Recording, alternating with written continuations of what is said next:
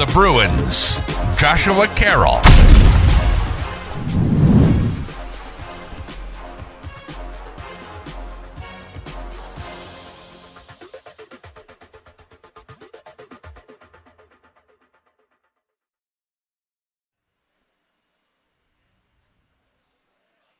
You gotta love a great first day back. Welcome back, everyone. I'm Joshua Carroll. I'm joined tonight by, why are you looking at me funny, Popeye? I'm joined tonight by Garrett. I'll take over Just from leave here. it at that. Thank you. Garrett, the one and only Benson, Benson, and right. I am accompanied by. Am I supposed to have a nickname? The one and only Oh, okay. Blake Amsler. There you Yes. go. All right, It's we're go- going to work on Now that. that we That's know each terrible. other, We've got it, welcome, yeah. guys. Can you tell it's our first time back? Are Yeah. you happy for football? I know I am. Oh, just look at it. What a beautiful day it is. We're, of course, at Pulaski Academy. The Bruins tonight, starting off the 2022 season with their cross-town, not even cross-town, it's almost like right over the hill neighbor, Robinson. And this is a game that we started the season with last year over at Robinson. And I think it was a fun game last year. I expect the same this year. It's definitely going to be a fun game. You can't ask for better weather, especially on an opening game. It's going to be exciting to see what Robinson brings to the table, especially after what they brought to the table last year, and if they were able to build on any of that. So I'm excited to see what's ahead. Well, last year you mentioned that. So last year, that final score versus Robinson, PA came away with the win, 60-28, and it was no cameras. Okay, we've got Popeye. All right, good to know. So can you make sure Eric knows that? That's his deal. All right, very good. So anyway, well, you mentioned it's nice weather. It is not a balmy 90 degrees outside. Yeah, but it feels like it could be so much worse. It could be so really. Totally could. So let's go over to the KATV Channel 7 Weather Center and find the that's ironic. Chris Amsler yelling, "Quiet, please." I'm sure everybody heard that one. Anyway, let's go over to the KATV Channel 7 Weather Center. Todd Jacobian is standing by to give us tonight's forecast. Todd, go ahead. We are back to football on Friday night. I'm KTV meteorologist Todd Jacoby in the KTV Weather Center. Hey, tonight will be warm, like late August, but it could be worse. Kickoff temperature 88, halftime temperature 85, and by the end of the game, 82 degrees. The chance for any rainfall less than 10%, and the winds will be light. Have a great game. It's going to be a great season ahead. Back to you, Josh. All right, thanks, Todd. Yeah, I think you're right. It's going to be a great game and a great evening of football.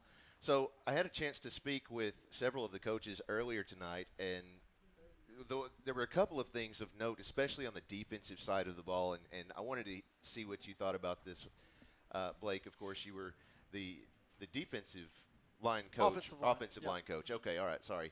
But, of course, you're the only one in the room that's been a football coach, so that's why I wanted to hear your thoughts on this. I have participated in Life Champs coaching. Okay. Well, if we're counting life champs, so have I. So, just go ahead. I'm just saying, don't So a room full of coaches is put what we're me saying. up for don't put pick me up apart for the my job. resume like that. My goodness. All right. So on the defensive side of the ball, what I asked was, what are your weaknesses? And Coach Taylor told me tonight. He said, well, that we have some young corners that need to play above their level.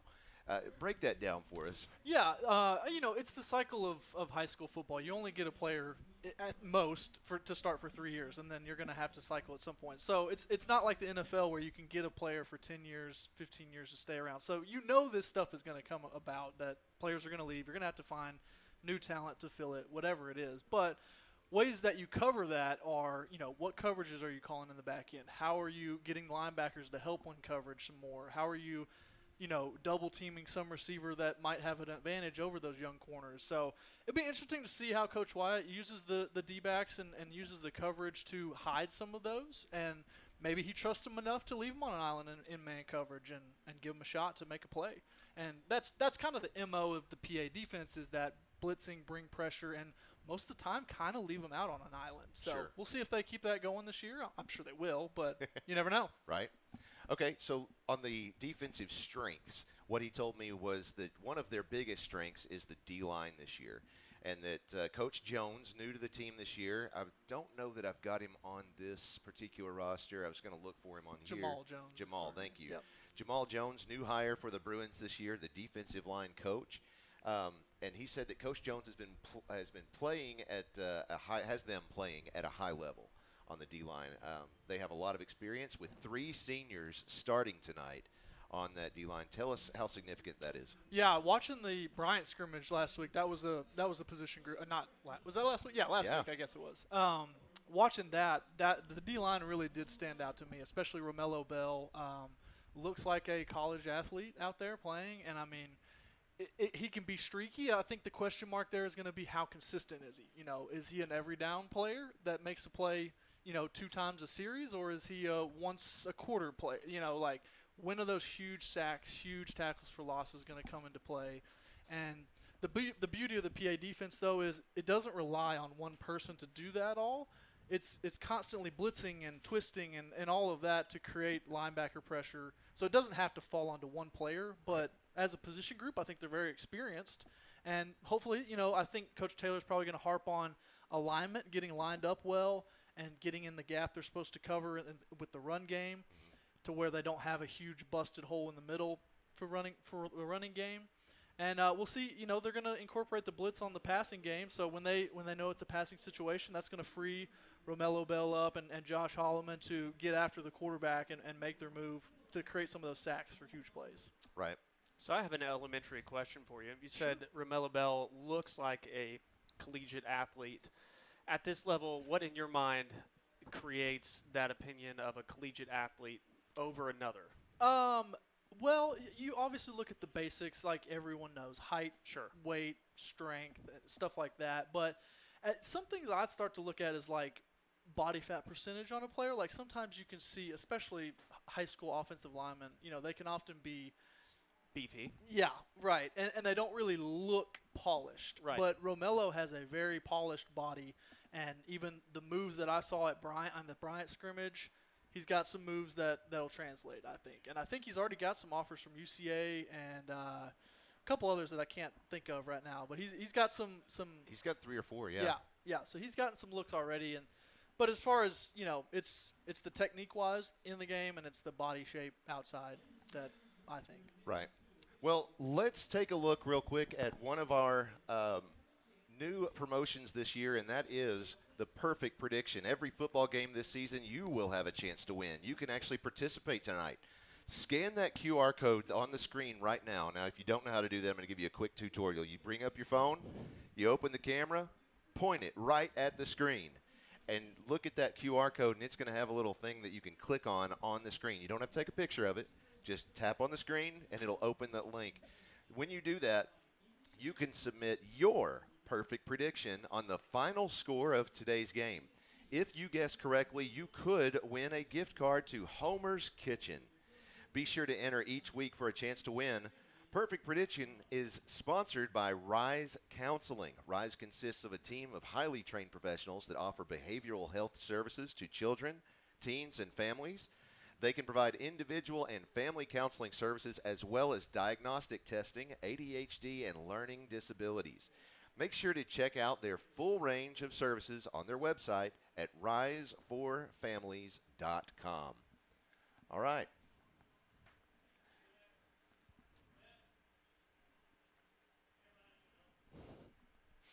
Somebody's asking me questions. Yeah. Fun.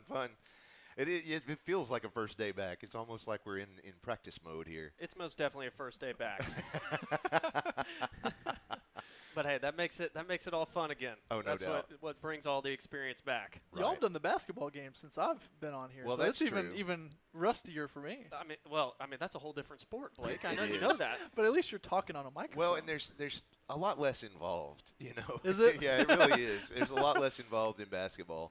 But, this year I'm going to try to shake things up on the outside of football season, try to get to more of the other sports that Pulaski Academy offers. I want to try to get to some volleyball games, definitely going to get some soccer games in the mix. It just maybe a few basketball games, but definitely want to shake things up a little bit and see what we can come up with. And, of course, the big plan for the school is, Blake, have you heard about this? You're changing up the Yes, yeah. a little bit. So well, they're- educate all well, the rest of us. One of the things that Brock Dunn, our school president, he has a plan that he wants to basically raise several of the buildings near Henson Road in the middle school area, and instead we're going to move our baseball field right there, so it'll be on campus. Then this practice field that's behind us right here, that will become a softball field. And I thought, there's no way a softball field would fit there. And he said, nope. I went back there and I measured it myself. It'll fit. I'm like, okay, great. So then they're going to turn this concession stand into a double-decker. So it can half of it will face the softball field. The bottom half will still face out this way. So that'll be fun. So to me, that'll make things a lot easier to maybe potentially broadcast some baseball games, because then I'm not, because it kind of feels like an away game. You have to go out there, set it up temporarily, then tear it all down at the end of the game, whereas it'd be great just to kind of have some things that are permanently in place. Yeah, that also reminds me, it's so funny. I feel like, you sit at home and you watch this, and you just expect it all to come together because that's what we're used to. But we aren't like KATV. This stuff is not stationary. We don't get to come back to this and leave it how we had it set up. Right. So, I mean, Josh has to come back in every single time, reset everything up, get all the microphones synced up. I mean, it takes an army. So don't ever look at this and take it for granted, because it takes a lot of effort and a lot of work. And just don't lose patience with us. That's what Don't interrupt him. He's singing my praises. Let him keep going. I was about to add on to it. I was going to say, if you have any opinions about PA Live, go on YouTube and search for any other Arkansas high school football stream, and just compare the two. Well, I just do I just connect the wires. You have to have folks around you like Popeye, who's been our primary videographer for years. Love working with him. You've got Jim, who is helping Popeye around. You've got Christina over here producing. You've got an entire crew of, I want to call them professional, but I mean they act professional. These students that volunteer up here on PA Live, and they do a fantastic job. So it's definitely not just me. But whenever I try and connect wires at home, my wife says, "Stop! Don't do that. Put those down. You're not supposed to plug that in there." Oh, yeah. Okay. Right. So anyway, all right. Looks like we've got about 4.5 minutes left. Let's take a short break. Let's see which students we are spotlighting this week, and nope, we won't. Looks like we're having some technical issues. Maybe we will. All right. We will be right back with more Bruin football in just a moment. This Friday Night Spotlight is brought to you by Caldwell Toyota. Pulaski Academy would like you to join us in recognizing our core value Student of the Week, Caroline Perry. Caroline models excellence and responsibility every day. She strives for excellence in all her roles, whether it's student council president, academic classes, dance team, or a thespian production. Caroline gives all her energy and enthusiasm. Congratulations to Caroline Perry for being named our Core Value Student of the Week. Our Core Value Student of the Week is brought to you by Caldwell Toyota. Just another way Caldwell cares.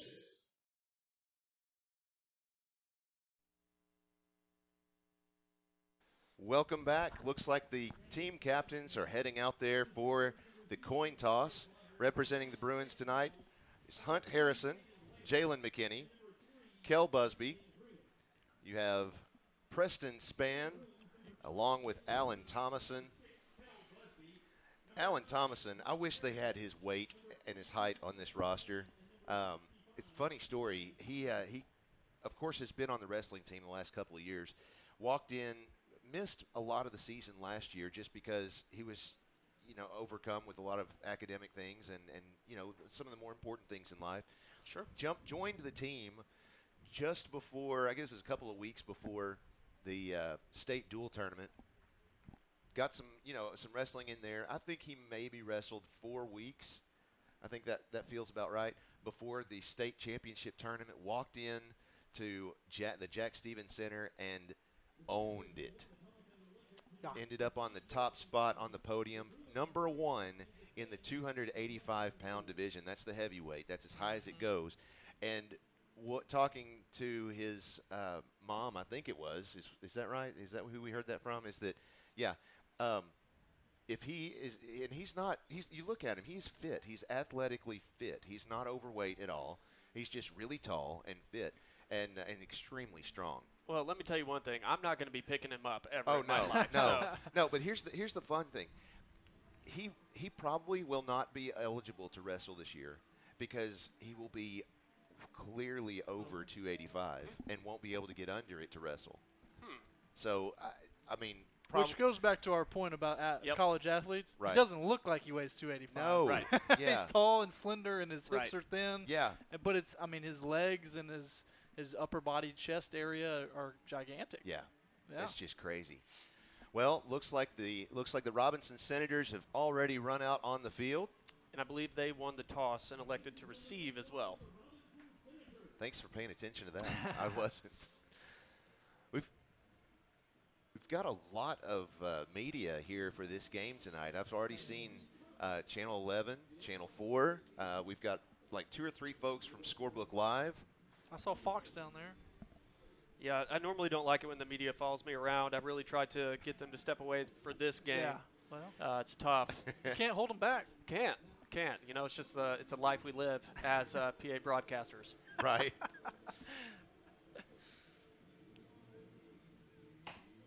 Can we see what All the right. what the run out says? The wait is over. The wait is The over. wait is over. And it's time. And we're not talking about overweight. Friday night, under the lights. Here come the Bruins. Here they are. So here's that Jamal Jones, of course. Like I said, he's new defensive line coach for the Bruins. Jamal played running back at Arkansas State, leading the Sun Belt Conference in rushing for 1 season. After a brief stint with the LA Chargers, he transitioned into working with the ASU Letterman's Club and then coaching at Paragould High School. He and his wife Victoria are newly married and glad to call Little Rock home. We are excited to have him here. I can definitely say that was better than my college football career, which was non-existent. I was gonna for say, everyone wondering. It's much better than mine. That is 0. Yeah, I haven't gotten to meet Coach Jones yet, but I've heard great things. I've talked to Madison, Coach Taylor, about him, and he absolutely loves him. Says he's doing a great job, not only with the D-line, but he's kind of added in a little running back. Since he's played running back before, kind of added in some coaching when he has time to the running backs and getting them squared away and running harder. And so, yeah, the only one I've talked to so far is Coach Taylor, and he's super impressed with what he's done so far. So, Going back to talk just a little bit about Alan Thomason, one of the probably one of the playmakers on the defensive line, or is he on the O-line? Allen's O-line. O-line. Yeah. So he's actually already been offered by Cornell, Harvard, and Yale. Yep. He's an incredibly smart individual. And I think he might also have Air Force added to that list, I Good. believe. Sounds right. Yeah. Good for him. So, yeah, the O-line is definitely what they should lean on. They got 4 seniors starting. John Mark Charette with the kick. Takes a bounce and goes out of bounds before. It looked like KJ Colin that was trying to get a hold of that one. It went right through the hands of Evans Olamy. Going for that one. I'm not sure if that's it either. Guys, please help us. Help us out. You've got that live fan feedback. Looks like we have an audio issue. If you would let Eric know that, from what I'm being told, audio is coming out of one channel only. Give me the dual channel audio, please. But I can't. He'll check that out for us. The Senators line up in the shotgun. There's the snap. Quarterback comes to the left side of the field, and he's forced out of bounds by Patton Wicker. Almost said Peyton. I know better than that. Patton Wicker. Yeah, they got good penetration there from Preston Spann. Got in there, couldn't make the tackle in the backfield, but did make him bounce it outside. Good cleanup by the safety, Patton. Murphy looks like he's got some speed off the edge there. Yep. Once again, here's Quentin Murphy in the shotgun. He has three receivers on the right. Looks like.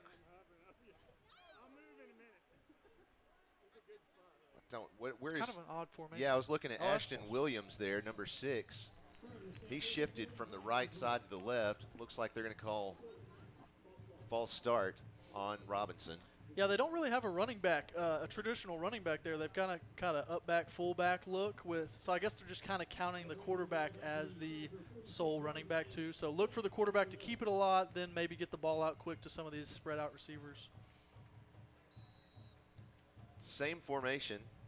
Murphy in the shotgun, 3 receivers on the right. There's the snap. Goes to pass. It's out there. Looks like he's throwing it into coverage. He got it. Nice reception. I think that was Brandon Greel. Yeah, and that was a heck of a catch by Brandon Greel. I mean, he elevated, came over both the safety and the defender to make the catch. The Bruins didn't make it easy, but I'm sure they wish they had one step closer to the ball than they did there. More of a traditional look here, 2x2 with a regular running back. Stacked on the left side. There's the snap. Handoff immediately goes to Noah Freeman. He stopped after maybe, what is that, a 5-yard gain? Yeah, we had good penetration from Peyton Adams there as a young sophomore starting on at nose guard. He got penetration but just couldn't bring him down in the backfield, and running back was slippery enough to pick up 5, like you said. I mean, you can definitely take away a positive from that. I mean, getting penetration like that early in the game is really important. Yep.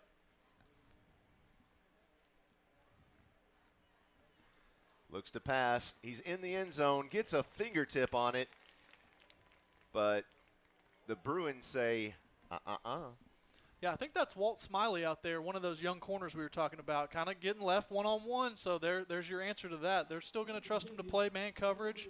And he got in there, made just enough. He kind of was beat at first, but came back, got a hand around, and knocked it down. Third and about 6 yards. I'm glad you could discern who that was, because I couldn't even see his jersey number from here. Yeah, I think it's 22. It's far away for here, but I know his body shape from here. Again, Twins set on either end. There's the snap. He's going to run this one right up the middle. Nice stop. He's going to say hello to our defensive line. Yeah, Preston Spann looked like he came up with the hit right there. I mean, he wrapped up. That's what we want to see. Yeah, and Preston Spann's been out for a few weeks. I don't remember exactly what his injury was, but he sat out probably 3 weeks of practice. And I think he did play a little bit in the Bryant scrimmage, and this is kind of his first full week of practice and getting back into it. So expect a couple possible missed tackles, kind of getting back in the groove, but that one looked nice. Big 4th down here coming up, rolling him out. Oh, good pressure. He's all alone, number 1. It looks like Robinson was able to find Chase Nichols in just a open spot at about the 5-yard line, and he was able to carry it into the end zone. So Robinson has taken the lead early here, 6-0.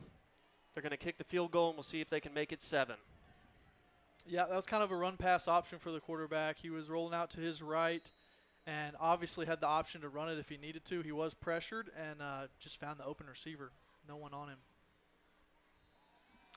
And really, that's also a reflection of a well-designed play called at the right time. Yep. Because even then, it looked like the Bruins had it covered, and the receiver just knew right where to go to sit to not be around any other Bruin defender.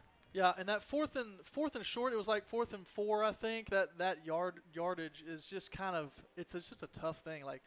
Most teams might still run the ball there. And they kind of gave their quarterback both ways to go, and it makes it really tough on the defense. Yeah.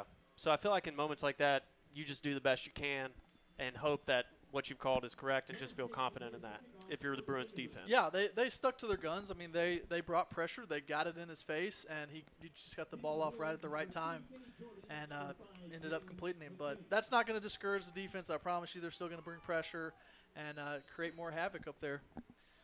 John Tate steps back to kick off back to the Bruins. For the Senators, you've got Kenny Jordan in the backfield, and I can't tell who else that is. Jalen McKinney. Thank you, Jalen McKinney.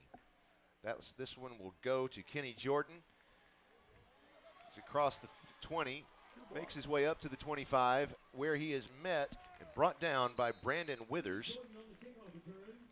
Gets it about to the 32-yard line. So a good return. Yep. Something to look at here. Last year at the Robinson game, you had Charlie Pfizer at quarterback. Right. And one thing I can't get out of my head is how calm and poised he was in the backfield. Yeah. Standing there, making his passes. New quarterback in town, Kel Busby. He's got all the arm strength, all the talent. He can run the ball. But is he going to stay back there behind those 4 seniors at offensive line?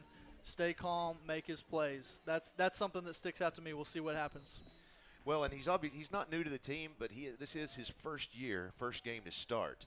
So we'll see. We'll see if he can see how he handles the pressure. Yep. He has 3 receivers on the right, 2 to the left. Goes to the left side. Pass is complete to Jalen McKinney. He's across the 40. It's good for a first down. That is a Holloman and Associates first down for the Bruins. And I was going to say before that play started, normally if you got a brand new quarterback, even if they're just subbing in for the game, you want to try and run a play that is accommodative to them. And that play right there was a great first play. Absolutely. Just a nice, simple bubble pass. A little trickery here with the reverse. McKinney again.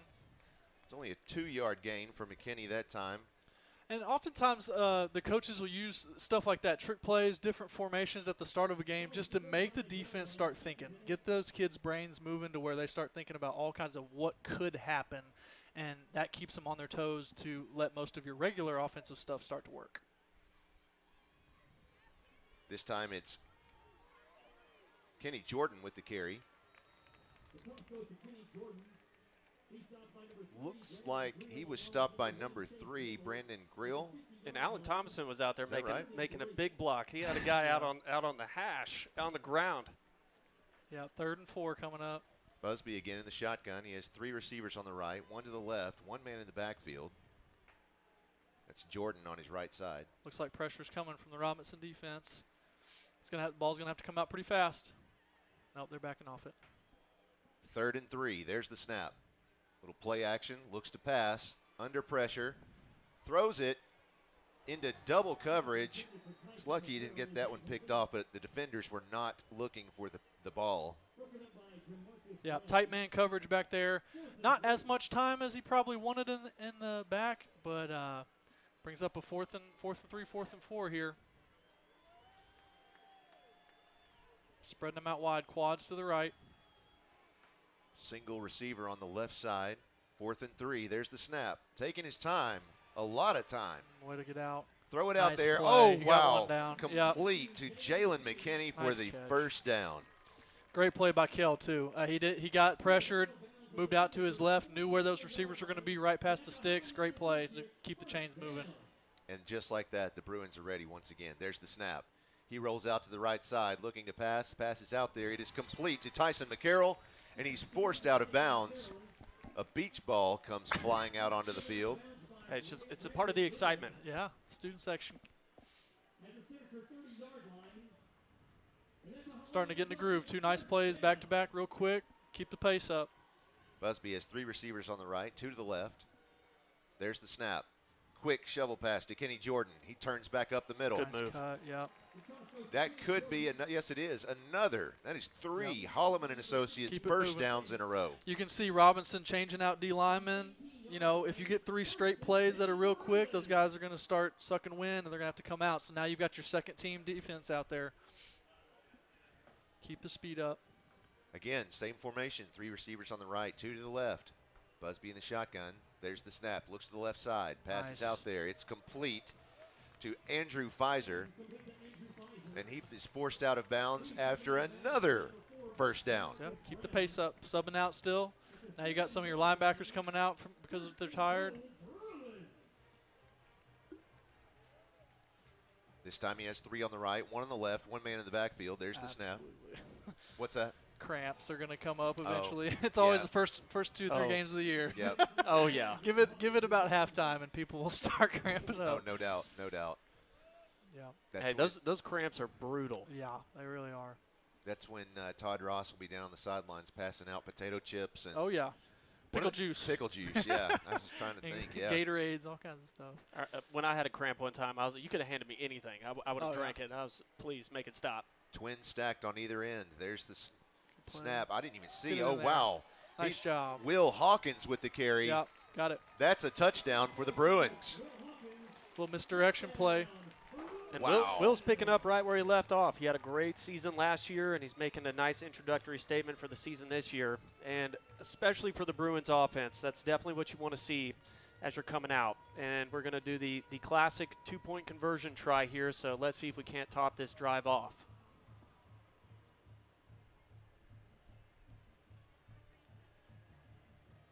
Bruins get the snap. Looking to the right. Oh, it's no good. Was trying to connect with Tyson McCarroll. And Kel Busby was just off the mark there, so no two-point conversion, but we do come away with a touchdown for the Bruins. The Bruins are behind 1, 7:37 left to play in the first quarter. Robinson Senators lead 7-6. I think that was great play calling by Coach Thrash there, getting the ball out fast. Didn't have Kel sitting back there too much. Had probably 2 or 3 out routes that were just 5 yards out, get the ball out of there, and they had plenty of room because the defense was kind of off them a little bit, had plenty of room to run underneath, and McKinney and Will Hawkins both had room to run out there. Seemed like some great opportunities to take advantage of the shovel pass, too, just to help build confidence nice in and the easy. offense. Yeah, absolutely. Yep. Those are the easiest touchdowns to throw as quarterback. Just know, toss right? it 5 inches in front of you. Which, do you know why that's considered a pass? I don't. I'm it's very, very simple, and people and even referees get it confused. Did the ball get thrown forward or backwards? So that's it. all it is. That's it. So you can. It doesn't matter how it looks. You can underhand toss it. You can throw it behind your head. However, but does the ball go forward or backwards? And wow. And those shovel passes go forward, and they're behind the line of scrimmage, so they are pass. There you go. John Mark Charette's onside kick is covered quickly by Brandon Grill. That's special teams, offense, and defense where we have called his name. Whose name did you call Brandon Grill. Oh, right, 3. right. Okay, yeah, for them. He's listed as a senior wide receiver for Robinson. Well, he clearly has good hands if they have him on the front line of the onside team. So Right. they trust him up there for sure. No doubt. Kind of a heavier power package for Robinson here. Look for him to run the ball a little bit. Quick handoff goes immediately to Noah Freeman, and here comes our first PI Roofing penalty flag of the game. Yep, Davis Hossel in there on the tackle, along with Josh Holloman. There's a penalty flag on the play.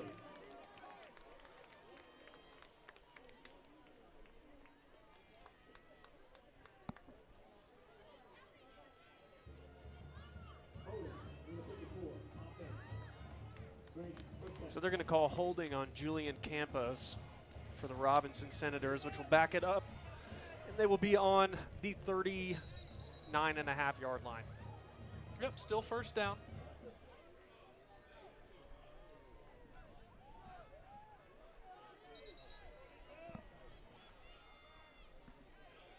A little issues with the play clock. Here we go. 7:33 left in the first quarter. Bruins lead 7-6. No, excuse me. The Senators lead 7-6. Couple shifts by the offense and the defense. There's the snap. Quick pass goes to the left side to Chase Nichols. Pass intended for Chase Nichols and is incomplete. Okay, it's going to be so minuscule, but I do love the fact that KJ Colin on there still went after the ball. Yep. Yeah. Because that very well could have just been declared a fumble, or it could have been a live ball. PA fans have a few memories of that at the Little Rock Christian Field. Okay, wasn't trying to bring up. Hey, I was on the sideline. I saw it with my own eyes. It's okay. We're past it. Okay, we're past it. So we have a few championships in between. we're talking about recent events. It's okay. There's the snap. Quick handoff. This time again to Noah Freeman. He goes to the right side of the field. Dodges 3-4 tackles before finally getting out of bounds, and here comes another PI Roofing penalty flag, and I would imagine that's going to be a late hit call on the Bruins. Yeah, it will be. I'm not sure that maybe in the later parts of the season will be considered a late hit, and really it wasn't even a hit. It was a push. Right. And I really think that's just because it's the beginning of the season. The refs are trying to set some type of precedent or standard of, hey, this is what we're thinking for the season. Yeah, and the sideline is so crowded over there, it makes it look worse when they kind of get pushed in. First down. Gracious. And there is a wonderful audio from the field. We are aware that it is now a first down. Yeah, we can hear you now. So for everybody else that just jumped out of their seat at home, we did too. I hope they got hit with that. God.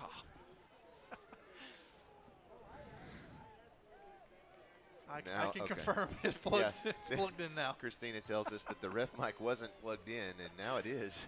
Nice play. Wow. Miles Ward out there to knock it down. Miles showing out. And on that last play, not the one that just happened, but the one before, Walt Smiley, I think, learned a very valuable lesson as a corner that if a running back is coming out on the side, your job is to turn them back in to where everyone else is pursuing. If not, you've got to go for their legs. You've got to make the tackle. And he went a little bit too high and kind of got stiff-armed there. So let's see if it happens again, if he's able to learn from that and go for the legs next time. Yeah, that's one of those things you're going to worry about with the young corners like we were talking about is can they come up and make a low tackle on a running back that in its base. In its base. Yes, that's a much better phrase. I like that. Makes his way up to about the 15-yard line. Nope, excuse me. They'll mark that down at the, looks like the 17. Yeah, nice job up front by the Robinson O-line, honestly. Created a nice little seam in there. Looks like Preston Spann might be having some equipment difficulty. 17-yard line. Yeah, moving some people around. We will keep y'all updated on that.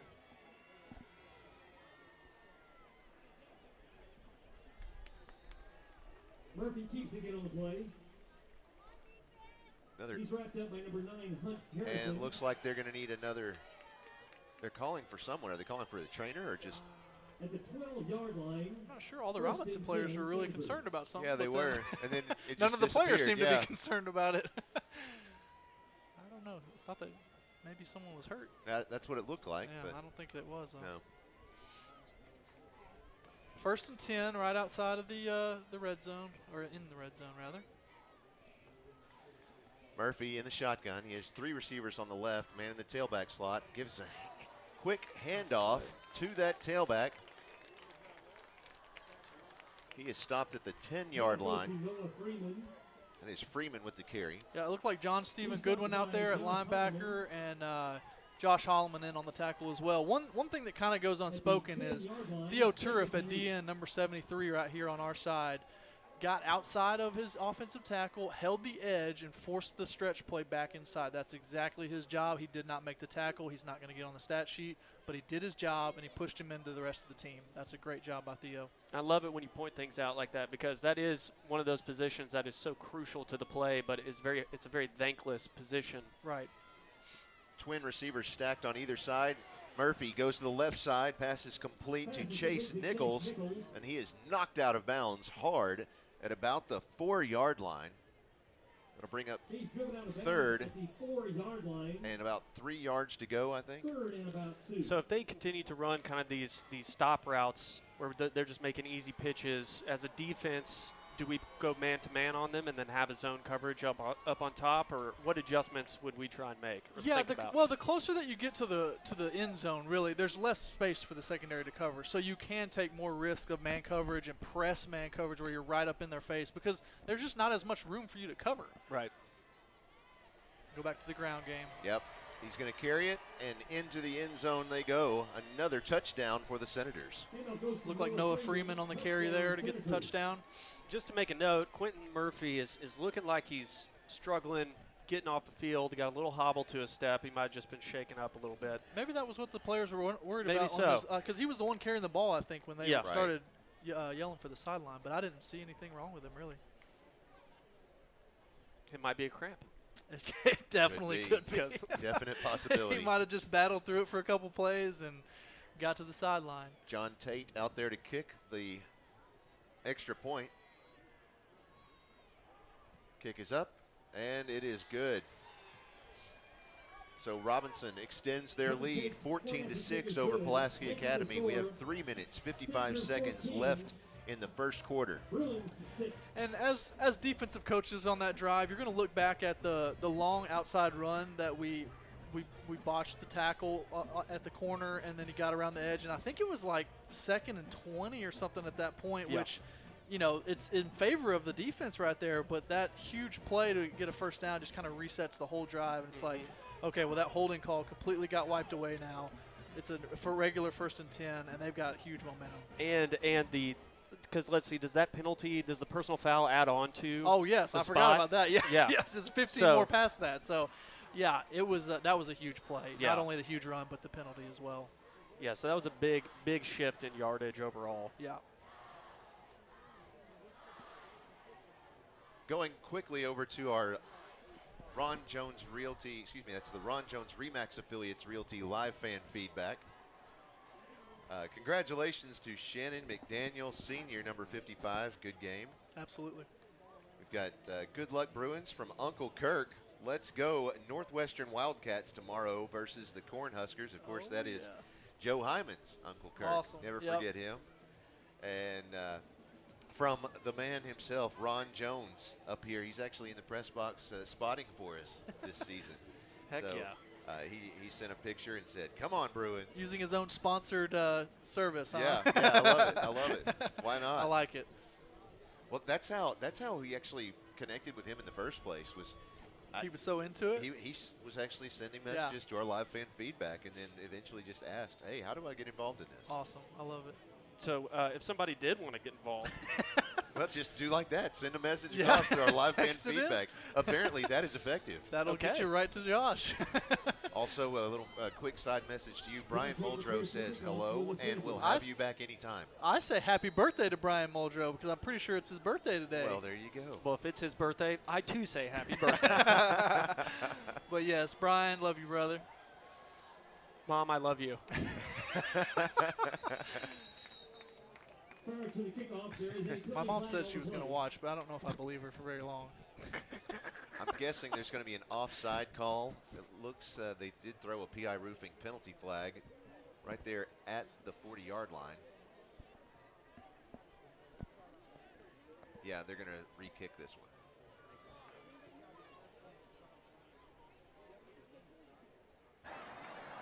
False start on the kicking team, 5-yard penalty, re-kick. Perfect. Thank you, Eric. That's perfect. Scared us for about a millisecond. Yeah, I right was there. holding my breath, Yeah. literally. I was. Like, oh, God, here we go. All right, so after the penalty is assessed, the ball is placed at the 35-yard line, and here is John Tate to kick off once again. Should get some nice room back there for those two guys. Oh, well. it's a nice low one. Yeah, that was little a worm great kick. burner. Oh, it's going to be close. Yep. Yeah, he's going to make it into the end zone for the touchback. Yeah, it's a really dangerous kickoff. I'm surprised more like high school. I mean, not just high school, but like NFL and college teams don't do that, to where it makes a decision. Because if that ball sits inside the field of play, it's a live ball. Oh, sure. So those returners are thinking, I kind of want to let it go in the end zone, but I got to be right next to it in case it starts to stop. Yeah. And live ball in the sense that, I mean, Robinson could go pick the ball Right, up. right. I mean, they're all sprinting down there to go pick it up. If the Bruins don't pick it up, then it's basically a fumble and it could be a turnover. So the Bruins are back on the field for their second round of offense. Your score is 14-6. Robinson Senators are leading with 3 minutes and 55 seconds left to play here in this first quarter. Let's see what the Bruins can do on their second drive of the season. Busby in the shotgun, 4 receivers on the right, 1 to the left. There's the snap. Looks to pass down the right side. Oh, It's yeah. a deep one, and it's complete. Tyson McCarroll at the 30, the 20, the 10, the 5, touchdown, Bruins. Nice. We do have a flag that came down. Oh, On the 30, was it the That's a weird 29-yard spot. line? That's That a is weird spot. Very odd spot. I'm hoping that's blocking in the back.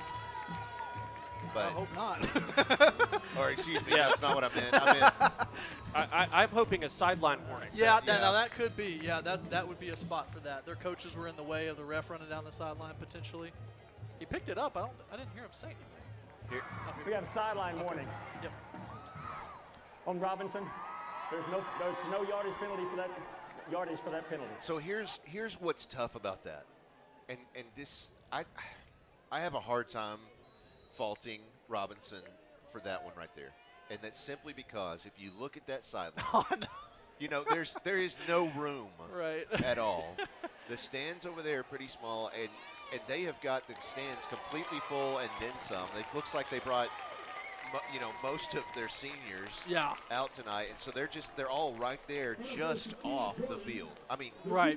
But I also feel bad for the ref because he has no room to work either. So he's got a very small little alley to run. Right. And if he's just off just a little bit, he's going to get knocked right over. It just seems like everybody there needs to keep their head on a swivel. And since we've been talking about that, the Bruins have managed to put 2 more points up on the board, tying the ball game 14-14. We have got ourselves one heck of a football game here, ladies and gentlemen, and we haven't even broken through the first quarter.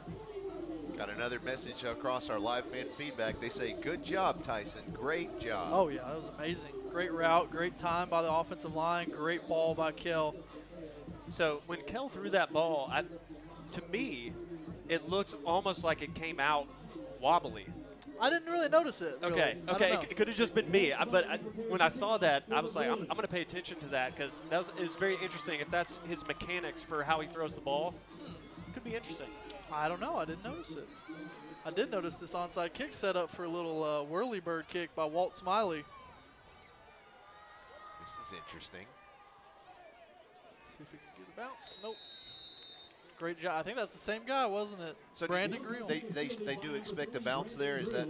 Well, it can have a small little hop off the ground every once in a while, but it's really about the rotation of it getting inside the pocket of the person and bouncing out of the pocket. Is kind of what I was imagining. Okay. It looks like Connor Grisham, number 17, is checked in for the Senators. You're right. Yeah.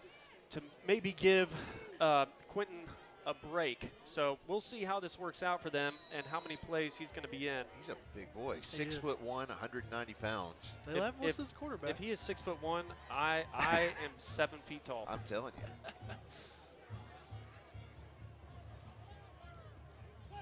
He's in the shotgun. 3 receivers on the right, 1 on the left side. There's the snap. Goes to the right side. Pass is complete to, I think that's Jaden Dodson. Yeah, it looks like Noah Freeman, number 15. Okay, yep. I saw the 5. Great tackle by Preston Spann at middle linebacker. Came from that middle spot all the way out to make that tackle nice and clean. 2nd and 9. No harm there. Okay, so Christine is in my headset and asking about when is it that the high contrast jersey rule goes into effect. That starts this year, but I think that's pretty high contrast. I think that's enough. Yeah, I don't know the it's exact got a black rule. outline around the gold, so Yeah. I think that would be sufficient. I just can't see. Okay, she disagrees. I do think there's something about the outline of it that has to be there, and then the inside of it can kind of be any color as long as it's not the same color as the jersey. Because oftentimes you'll have a team with a black jersey with a black number. Or black with something gray like that. or black with yeah, purple. and that's what they're trying to avoid. Yeah. So I know if I'm wondering what the heck y'all are talking about, surely someone else is too. So there's a rule that the National Federation of High Schools, who makes the rules for all of the high schools that are members of it, and they wrote this rule 2 years ago. Nice pass, complete out there to who is that? Number 3, is it? That's what I thought I yeah, saw 3, too. Yep. But I don't have a 3. I thought, yeah, Brandon Greel. That's the guy that's been doing everything. Thank you. The white jerseys are throwing me off. You were talking about jersey color and forgetting your teams. Exactly. That's exactly yeah, they what I did was kind of a thinking. bootleg right there on 3rd and 8, and kind of got the linebackers tripped up, and no one followed him out and just made it a nice, easy pass on 3rd and 8. So the new rule they wrote 2 years ago, it was written to go into effect this year, and it simply states that the jersey numbers must have a high contrast against the color of the rest of the jersey itself. So that's what we're talking about. Beautiful play by Preston Spann there, getting through on the inside. So from earlier, it looked like he might have had a nosebleed, and they were able to get that taken care of. So we're glad to have him back out on the field. Wasn't going to keep him out for long. Oh, no. Just shove some gauze in there and let's go. Yep. 2nd and 12 coming up. Still that second quarterback in. Number 17, Connor Grisham, in for the Senators. No running back, that up back look again. Look for maybe a rollout or a quick pass to the left. Yep, roll out. Get it, Peyton. Oh, there's nobody there. He just tossed it out of bounds. Should be intentional grounding. Well, and there is a flag. Yeah, I think they should be talking about intentional grounding, not a late hit. Because Romello was there on time. Intentional grounding, offense. Ball never reached the line of scrimmage. 5-yard penalty, loss of down. They did make a little tweak to the intentional grounding rule in the National Federation of High School Sports this year, and if I was smart enough or a good enough commentator, I would tell you all about it, but I would have to look it up. There is a small change. I can't remember exactly what it is. It might be that there doesn't technically have to be a receiver in the area. It just has to be across the line of scrimmage. I'm not exactly sure. Well, if there's anybody that can find out, How are we doing? Garrett and the world of YouTube out there. Garrett is Googling crazy it about for rules. us. YouTube, What Google. what a huge setback, though. It basically goes down as a sack plus 5 yards back, and you lose that down. So third and, 30, 40 yards? Yeah. Yeah, the first down marker is Yeah. all the way at the The 8-yard line, 8-yard line, yeah. There's the snap. Looks to the right side. Pass is out pick it. there, and it's Yes! intercepted. Is that Jet Smith? I think it is. That's number 20. That is Jet Smith himself. Nice undercut. He was in man coverage, but undercut the route, made a great play. Number 20, Jet Smith. First and 10, Bruins. Another Holloman and Associates first down for the Bruins. I know the score's still the same, but it just feels like a little momentum shift right there, Yeah, it potentially. It does. I mean, and especially being a backup quarterback, that's not what you want if you're Connor Grisham. Yeah, we'll see. We'll see how that transitions. I mean, Yeah. we could. I don't think that their first quarterback should be out for the whole game. It didn't look like he was that hurt. I think either they may have just been experimenting with the second guy a little bit, or maybe he had a little cramp or something that needed him out. That works for me. Yeah. Trips to the right for Kell.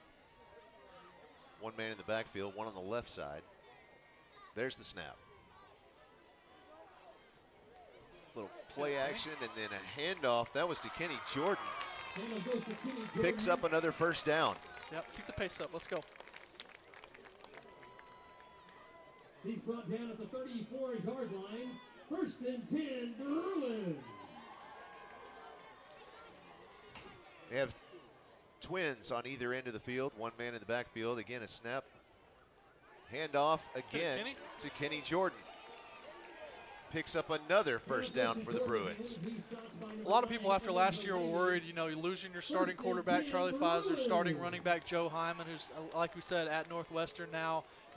Can they continue that success? And Kenny actually filled in a lot for Joe last year. Joe was hurt Right. a couple games. Kenny filled in, and he'll be just fine, keeping that running back room going fine. Bruins, they were ready. They looked back to the sidelines, maybe a quick change. 3 receivers on the left, 2 to the right. There's the snap. Looks to the left side. Passes out there. It's going deep. Oh, nice. Good That spot was- by Kell. Great spot on that pass. Yeah, no doubt. That was Broken up by number intended 4, for John Mark Charette. Demarcus Brown. Second and 10. And I mean, you got to hand it to the Senators there. I mean, the coverage was right there. Jamarcus yeah. Brown Yeah. was foot for foot on the coverage. Very clean pass defense. And the intentional grounding rule change says that now players can purposely throw an incomplete pass without receiving intentional grounding penalty if the passer is outside of the pocket and the pass reaches the neutral zone or the extension of the neutral zone. Which is basically the line of scrimmage. Correct. Yeah, what the ref is So saying. the main change is that a receiver does not have to be in the area any longer. Okay, my guess was right. Yeah. Or my made-up guess. Was I right. mean, isn't that all guesses? Yeah, pretty much. Jalen McKinney with the reception picks up another Holloman and Associates first down. 25 seconds and counting left in the first quarter. Score is tied between Pulaski Academy and Robinson. Twins stacked on either side, now man in motion. There's the snap. He rolls out the right side, looking downfield under pressure. Throw it away. Nice. Throws it away. Great decision by Kell right there. Under pressure, that's something that he has really improved on. I know in 7-on-7s throughout the summer and in some of the team camps, the coaches are really worried about, can Kell take that 1st and 10 play and just throw it away when it doesn't look good? Great play. I know Coach Thrash has got to be happy about that. Looks like we've got one of the Robinson Senators shaken up on the play.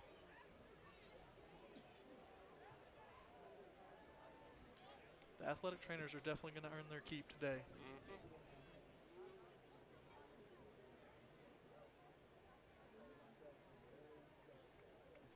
I got a text from Miss Castleberry. She's in Chicago watching us. So Chicago. Yeah. The PA Live Worldwide Band Tour keeps going. Right. Can we ask out there who's the furthest away? Who's watching from the furthest mileage away? Oh, that'd be fun to from check. us? Yeah. Give us your mileage away from the stadium. Yeah, I love that. Bryson Rooker shaking up on the play.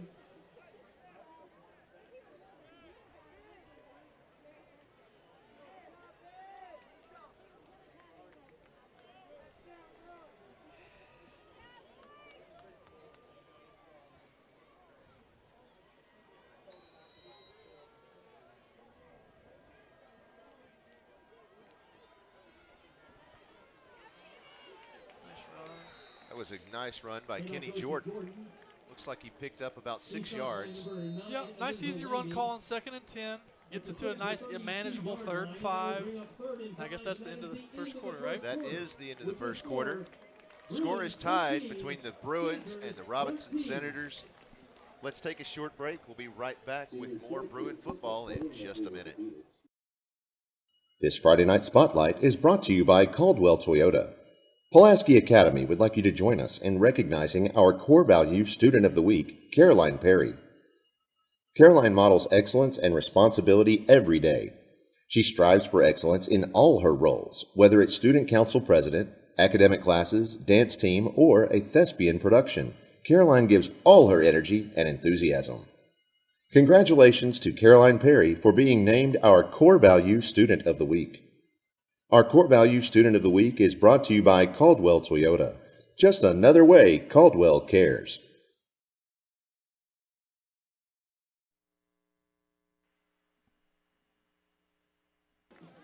Back to the Ron Jones RE/MAX Affiliates Realty Studio. Let's get back to the show. Welcome back to the second quarter between the Bruins and the Senators. Bruins now marching from our right to left. In case you're just listening tonight and not watching the broadcast, we do want to tell you the Bruins tonight are wearing navy uniforms with Carolina blue numbers, Carolina blue helmets. And the Robinson Senators are wearing all white with gold letters with a black outline. Busby in the shotgun. He has twins on either end.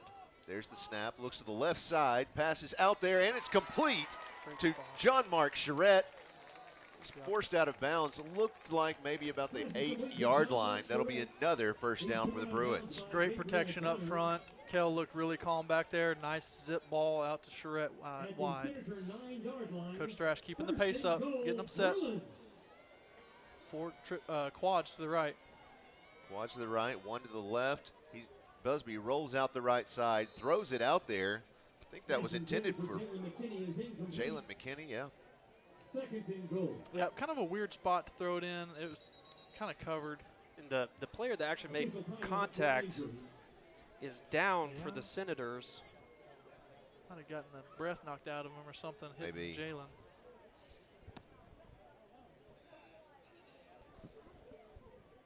Hey, that's when you know you're a good player, when you take someone else's breath away. It's amazing. I wouldn't know. That's what I look for in my next level athletes. Right. Oh, it's a cramp. Yeah, calf cramp.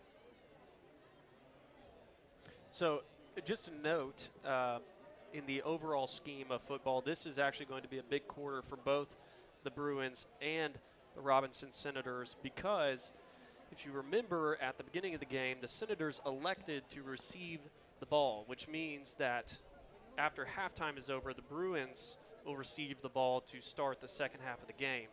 So with it being tied here, and if the Bruins are able to put one up on the board, Robinson has to make a decision whether they want to push the ball and try and get some more points up, knowing that could leave the opportunity for the Bruins to score again, or they could run it slow, put some points up, and then hope that their defense can hold. So just a fun little cerebral part of football. Yeah, it's always in the back of the coach's head of kind of the time management aspect you hear a lot of people on TV talk about. You might even hear them talk about the 2-for-1, where a team is going to get the ball last at the second quarter, and then they're going to come back and get the ball start of the third quarter. So maybe PA ends up. I mean, we still got 11 minutes left, so there's plenty of possessions to go around. But yeah, see if the Bruins can pick up a 2-for-1. This is why we make a great team, guys, because Blake is able to take everything I say and then mash it down to like 2 words. And it makes me feel better. The ideas are all yours, Garrett. Thank you. Busby in the shotgun. He's got trips to the right, takes the snap, hands off to Kenny Jordan, and he's able to get a couple of yards on the play. Yeah, not great blocking up front from the offensive line. A lot of penetration from the Robinson Senators there. Really just no room there for Kenny to move. Brings up a 3rd and goal from about the 9-yard line. I'll agree with you on that. That looks like 9. Busby in the backfield by himself. He's got 3 receivers to his left, takes the snap, looking left, rolls out to his left, throws, intended for Jalen McKinney, but is unable to connect. Kind of went through his hands a little. The pass was a little bit behind him, but catchable, but just kind of a hard spot. One thing I did notice is Bruins went empty there, 5 wide, no running back, and the defense spread way out. So look, maybe not on this play since it's a 4th down, but later in the game, maybe test Kell's legs up the middle on like a QB draw. Not on this play though. So 4th and goal for the Bruins. Big moment for the Robinson Senators. Busby takes the snap, looking, fakes out, works to his right, finds a receiver wide open. Great find. And is able to connect with Kenny Jordan, who's able to take it into the end zone. Touchdown, Bruins. Great play by Kell to keep that play alive. The twisting of the Robinson defensive line is kind of giving some problems up front for the Bruins, but Kell made a little bit out of it. The good thing is the offensive line kept working to push their guy. Even though they were beat a little bit, they kept pushing him out of the way to give Kell a little bit more room. Here's a 2-point coming up. Busby rolling to his left, looking. Everything's covered. Still looking. Was unable to find anybody and looked like he might have tried to take it for a run but was knocked out of bounds. Yeah, just great coverage by the Senators. I mean, they had everything covered up. Yeah, it's kind of like playing Where's Waldo, but there's no Waldo. Right. So I would say overall good drive for the Bruins. If anything, my immediate takeaways are that Busby is without a doubt capable of having the patience to keep his legs in the pocket and stay focused on the play. And he also has the legs to make a move if he needs to. Yeah, so for sure. He's definitely an athlete. I mean, he's a 3-sport athlete. Baseball pitchers already got some offers, I think, from Arkansas and some other schools, and also plays basketball. So definitely a multi-sport athlete, and he's got the skills, legs and talent and arm talent like we were talking about. It's more, to me, the question mark is the mental game. Is he going to be able to stay in there and stay calm and keep his guys around him calm? Yep. To just keep the offense churning throughout the entire season. It takes a special person to be a PA quarterback and keep that mental aspect of it through. You've got a bunch of pressure from you on the coaches. All the kids on your team are counting on you. The whole community of the school is counting on you to do a lot of stuff on a Friday night. Look, I can tell you firsthand it does take a special person because when I played, was not a quarterback. Exactly. So I totally understand that. And I'm saying that in the most complimentary way possible. Bruins with the kickoff. It is easily recovered by the Senators. Looked like Chase Nichols was able to pick that up. Yeah, good contact by Charette on the onside kick, but it just doesn't get that huge hop that they're looking for. So and that's something that we knew was going to be a little struggle for PA. They lost Von Seelick last year. Yeah, who was a great kicker and really solely focused on that. And you kind of take that for granted after a while because now you're kind of trying to piece together 3 or 4 kids that aren't really kickers. They're other positions that are just going to be kicking. So they're not going to be as heavily dedicated as Vaughn was to it, but you're trying to get a collective unit to each have one good kick in them to have to use during the game. And so far we haven't found a good bounce, but the thing about it is it keeps on coming. Every score, another one's coming at you. Yeah, it looks like the starting quarterback's back. So, ball's out. Oh, jump on it. Oh, we got it. Looks like Hunt Harrison. Hunt Harrison came around with it. So I'm not exactly sure where Quentin Murphy was trying to go with the ball. He may have thought that he had a receiver behind him and that he was going to try and pitch it to him, or maybe he lost control. I think someone just punched it out. I couldn't see so? who it was. Yeah, I think he was keeping it himself. He is kind of hobbling off again. I don't know if he might pull a cramp or maybe that's just something else. I don't know. We'll keep an eye on him, but nonetheless, huge play for PA. Absolutely. Absolutely. First play back off the touchdown drive to get the fumble. Great field position. So if you're Robinson here, I mean, defense is definitely going to be your focus, and that's a tough ask for your defense. They look considering tired. They just came off the field. They do look tired. This D-line looks tired. And I think some of these linemen are playing both ways, and that's kind of why you saw him change out really fast on that first drive when we started moving the ball up and down. So it looks like kind of a bunch formation for Kell and the Bruins. Kenny in motion. Nice quick ball to Charette. Uh-oh. So that's actually a planned play, a planned option play off of the bubble screen. So they're going to throw that quick screen out to Charette, and they've given Kenny a head start to get further outside to where they can kind of run a little option play. And there's a danger in it, obviously, because you're lateraling the ball, but that also happens so close to the sideline, you notice, that if the ball does bounce around a little bit, then you're really close to the sideline that going out of bounds and not hurting you. So it ends up being a 5-yard gain, 2nd and 5 or 6 coming. They got a tight trips bunch to the right. Good time for Kell. Stays patient, using his legs now. Get down. Where's Coach Thrash? Gonna be telling him to get down. Use your baseball slide, Kell. Yeah, I mean, as a baseball player, let's use that to your advantage. Exactly. Well, he has a pitcher. I don't know if he runs the bases as much. All right, never mind. He should know how to, though. We're using the baseball advantage in the other way. Right. Wide trip set for Kell. Looking to the left. Got time. Ooh, underthrew it just a little bit. Looking for Will Hawkins. Got intercepted. Make the play.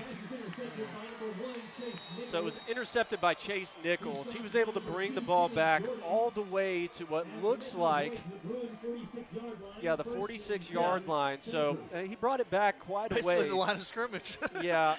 Yeah, that was a huge play. I mean, for Kell, that was just an underthrown ball. Right. He had time. He had the receiver out there. The receiver looked a little bit covered to me. I think Kell would have wanted to lob it a little bit further past that defender. And it just didn't come up with all the strength he needed in it. You know, just one of those things at quarterback coach-wise is don't throw the ball short. If anything, go too far and overthrow your receiver. Same quarterback in for Robinson, hands it off. I think that was Noah Freeman, number 15, the running back, they handed off to. Picked up about 3 or 4. 2nd and 7. Handoff goes to Noah Freeman. He's stopped by several Bruins, including number 42, Preston Spann, at the 43-yard line. About a 3-yard gain, 2nd and 7. Same formation for the Senators. They got the up back on the left, running backs on the same side. Look for a power run play. They're going to check with the sideline. They also got a tight end on their left side as well.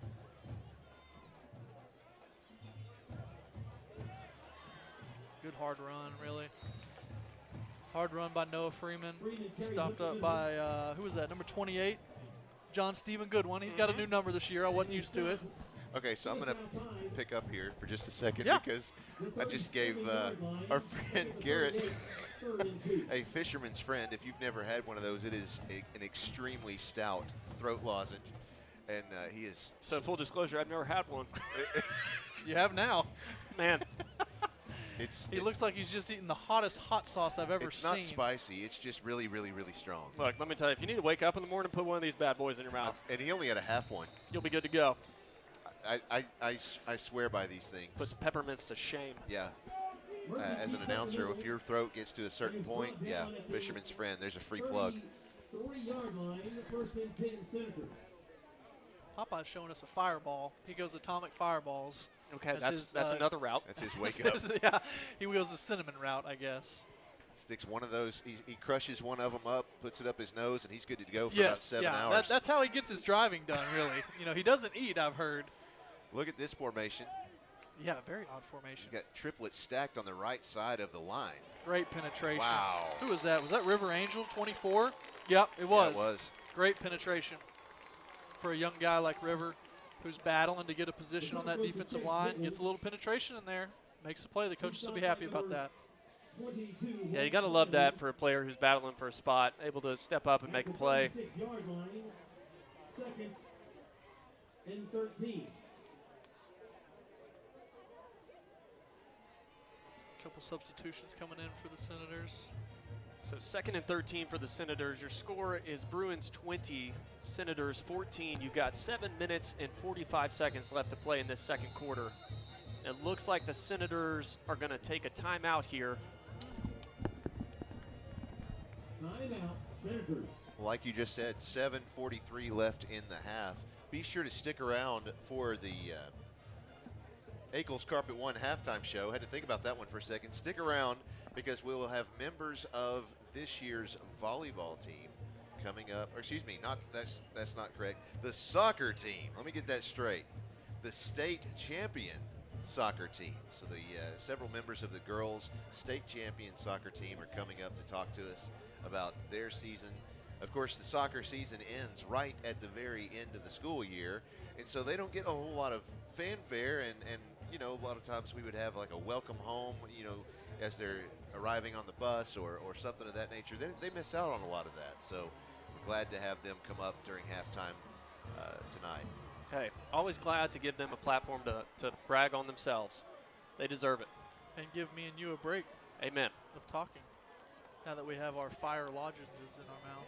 Yeah, really. Well, I don't have one, but. Well, No, don't even pass those to me, Josh. there's another half in there, which I would recommend breaking into a fourth.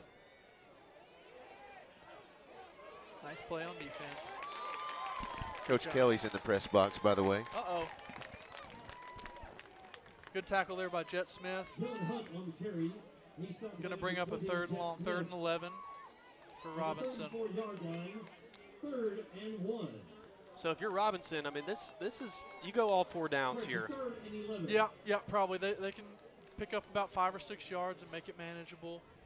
Because it seems like I was watching their kicker in pregame. They need to get it to about the 25-yard line to really consider that. He could hit it from 30, but 25 seemed to be his comfortable point.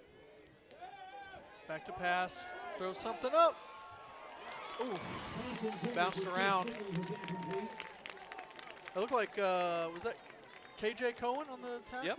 Yep. Not on the tackle, excuse me. On the breakup? Yeah, he was playing. He's that one-on-one coverage that we were talking about Hey. in the secondary. I mean, He was there. On the Yeah. breakup. So the defensive staff decided to bring pressure on 3rd and 11 and leave those corners out on an island, and it paid off.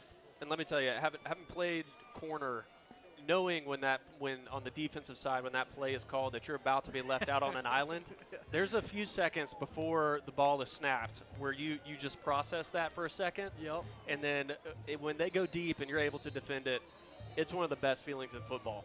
I mean, that's your touchdown for a cornerback. Oh, yeah, getting a hand in there Oh, when yeah. it was a close play. Absolutely. Looks like another timeout for Robinson. It's going to be their second. And I think that just proves the point that this is a big down. 4th and 11.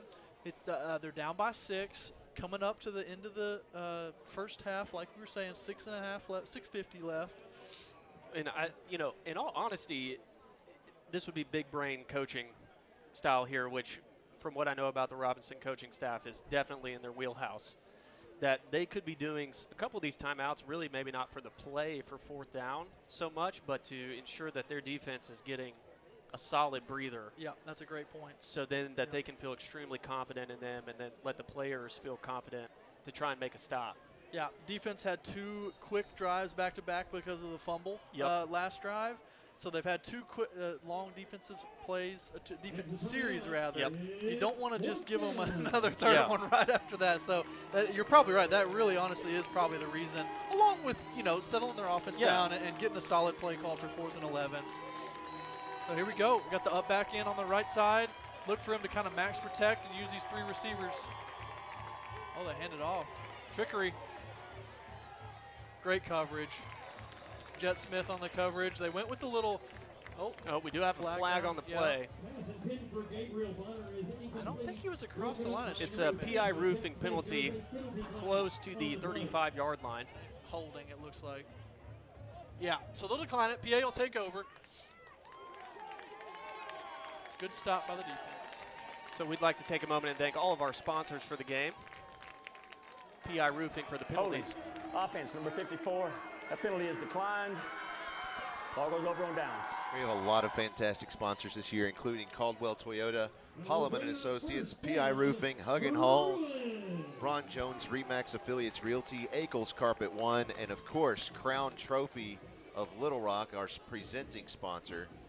Be sure to check them out for all of your trophy and awards needs. And more than that, they if you have haven't so been much on their more. website, you need to go on their website. They do so much stuff. Even if you're not interested in buying trophies or anything right now, It's exciting to look at. It is interesting. I mean, I was like, man, I can get golf tees with my name on them. Right? I did not know they did that. Oh, they do it all. It's awesome. See? Busby fakes the handoff, looking deep. He was looking to connect with Tyson McCarroll and threw an absolute bomb. And it looks like it was broken up. It doesn't just look like that. It was, in fact, broken up. And the Robinson coaches are going nuts. You might see them on the broadcast because PA had some offensive linemen downfield on that pass, and they didn't call the flag, and they're really upset about it. But, yeah, PA did have a lineman about 5 yards downfield.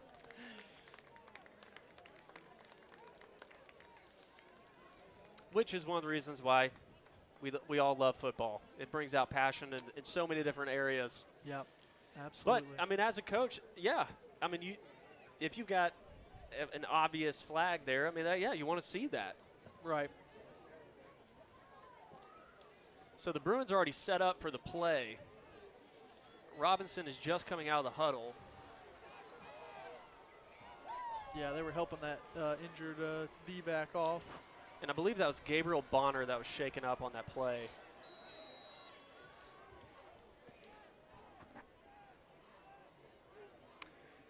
Five wide formation again. So watch the two linebackers here as they spread out wide and see if the Bruins can take advantage of the middle. Just a little information for you folks as you're watching or listening. We just noticed a power flicker. The fans and the lights in the press box just kind of flickered a little bit. So if we lose power, we do not have backup power here. So if we lose power, you won't see anything else. So Hey, we don't have backup, but we will be backup. We'll try. Nice. Hit it, Kenny. Kenny Jordan busted up the middle and is still fighting for yardage. He's able to take it all the way to the 39-yard line. No, not 39, for the 36-yard line, 35. I'm going to get it right eventually. Great run, great job by the offensive line. Another Holloman and Associates first down. The Bruins already lined up for the next play. And the reason they're going fast is because of the time, like we were talking about. They're trying to get this drive done as fast as they can to try to get another one before the half. Busby rolls out to the right, couldn't find anybody. Yeah, might be a holding back here. Yeah, we do have a PI roofing penalty down close to the 40-yard line. Busby was able to get rid of the ball and throw it out of bounds. And as we do know with our new intentional grounding penalty, he did get it to the line of scrimmage. So it is not intentional grounding, but we do have a flag, a PI roofing penalty on the play.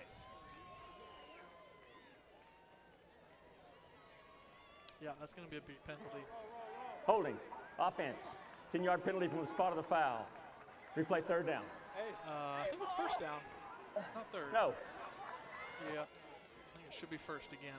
But kind of to reiterate that point again, so there's 6 minutes on the clock.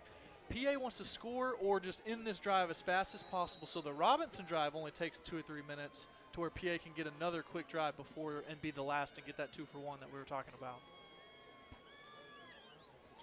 Busby has trips to his right, bobbles the snap, is able to hand it off to Kenny Jordan. Yeah, nice hard run by Kenny. Good job by the offensive line. You see Errol Amuamua pulling from left to right as a sophomore guard starting there, left guard, and Alan Thomason following him on the pool.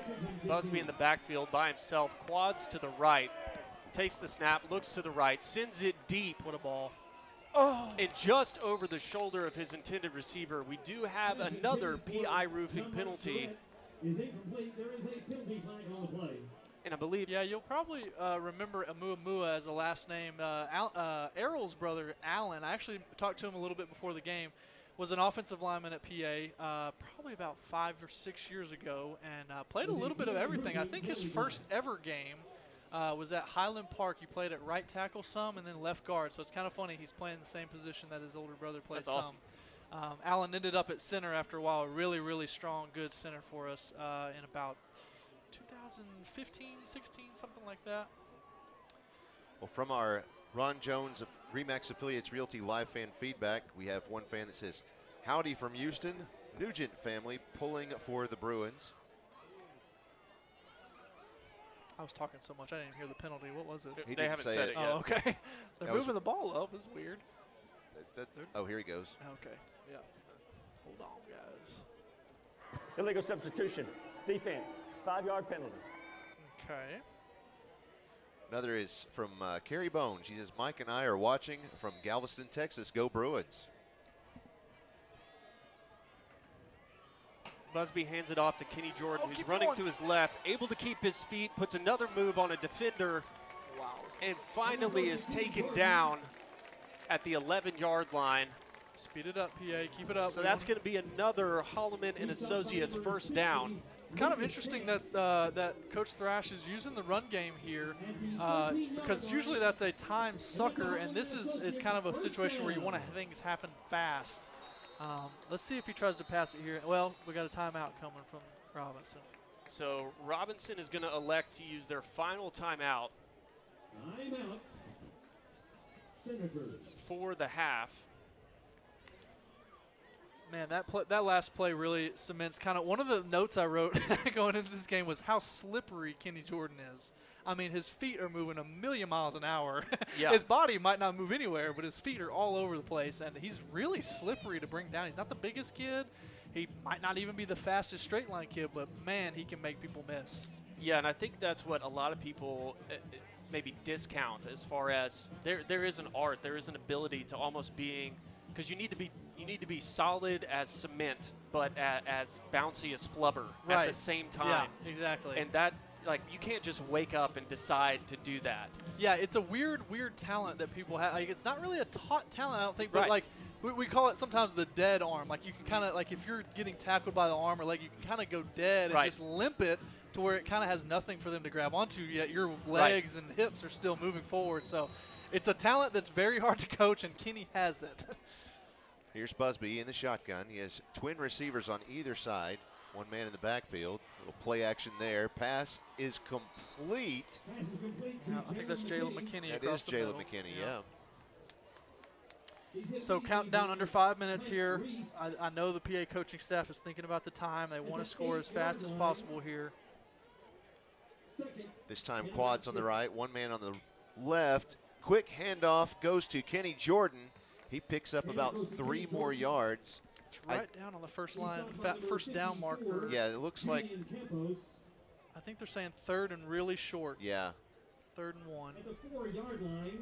3rd and 1. So the Bruins could get a first down if they pick up a yard, but they're also on the 4-yard line. So they're going to be looking for the end zone. Pressure coming. Oh, we jumped.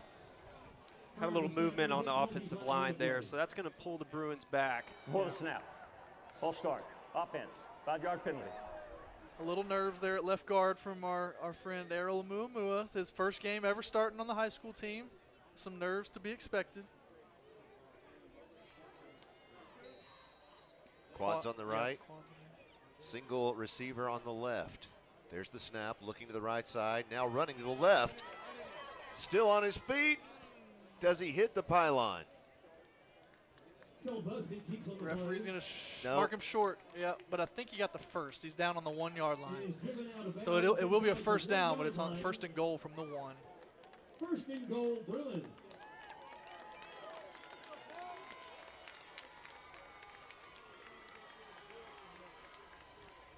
Everybody's pulled in tight this time. Yeah, kind of a heavy formation here. They got a tight end on the right. You got Peyton Adams as a up back. Kenny Jordan in the backfield on Busby's right side. Not sure what they're going to do here. There's the snap. Oh, he passes Throw it. it. McKinney. That was a heater of a ball. Yeah. That Yeah, it from was. McKinney. Laser. That would have been a great catch. It went through his hands. I would use that as maybe on his Oh, wow. pitching highlight reel. Right. Coach Thrash is heated. I don't know if maybe Kel had an option to run or throw it, and then he chose. He Well, see, was upset that he chose to throw. I don't think know. he was open. Yeah, he he was was. open at the start, and the defender closed. And I think that's what made him have to throw the ball so hard. There we go. They're in. Kenny got it.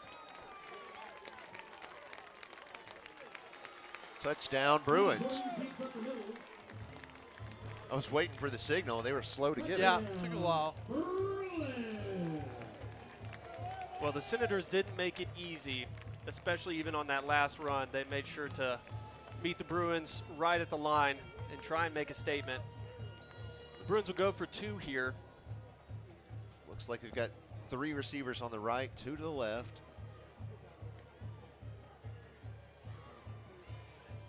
See if they use Kell on the running game here. Nope.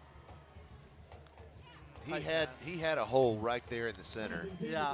So I'll kind of go over that point again. So when we go 5 wide receivers, they keep 2 linebackers in the middle, but their first step is out. So it's just opening up the middle. So if you can block the 4 linemen right there with your 5 offensive linemen, you have a free man going downfield and the quarterback's free. So look for him to take advantage of that. Maybe like a 3rd and short, 4th and short kind of situation where you spread everybody out. Everybody's thinking pass because you have all those receivers, and then you sneak Kell up the middle. It could be a big play later. Well, at last look, when the perfect prediction shut down at 7:30, we had 103 entries. Oh my gosh! For tonight. So now, can we see all their scores now, or is that like auto predicted or something, or auto selected?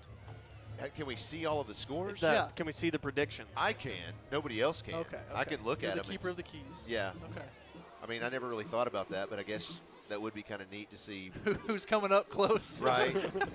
Or who's the craziest guess? I did think about trying to do like a word cloud to see kind of who was guessing where and what the what start the doing margins percentages were. and stuff. Yeah. That would be kind of neat. Going back to our live fan feedback, Team Hyman is watching from Dublin, Ireland. Oh my gosh! Is that where that game is? Are they playing in Ireland? They say go Bruins and go Cats. I think Northwestern's actually playing in Ireland, so that's so awesome that his family went out there. And one more says touchdown KJ in the house. We got a BI roofing penalty here on the kickoff.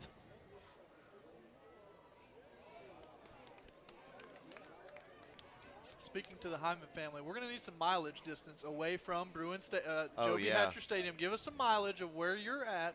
I think that's probably going to take it in Ireland, but unless we've got someone in the South Pacific. I mean, Hatim Simoni loves to travel. He might be, you never know with him. Yeah, he could be somewhere in Africa, or he could be in Dubai. You never know. Encroachment on the receive team. 5-yard penalty. Don't see that very often. That is a rarity. The onside kick team, or onside recovery team, came across the line early.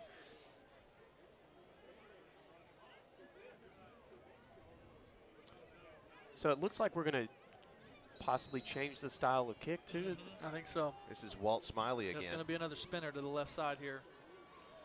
See, maybe kick it away from number 1. I mean, number 1's done a great job so far. A little bit off. Yep. Oh. I will say they've done a great job of covering those kicks. I mean, there's been absolutely no rebounds, no second chances at all. It's just first roll, and they've put it down on the ground. I think one reason why Chase Nichols has done such a good job of it is that he's letting his body fall with him. So as he's going with the ball, he's not trying to work his body against it, which is normally what you count on for somebody to bobble it in their hands and it get loose. 3 minutes and 58 seconds left here in the first half. Robinson hands it off. Oh, my goodness. A couple of few tackles broken. And he is across the 20, the 10, the 5, and he's in there. Noah Freeman is able to take it all the way home for the Robinson Senators. Wow. And just like that, in just a matter of seconds, your score, PA 26, Robinson 20. Yeah, hit him right up the gut, honestly, and then he kind of cut it back towards the outside eventually. What a really hard run by Noah Freeman. That was a great-looking run. Yeah, he seemed to be determined to make it all the way.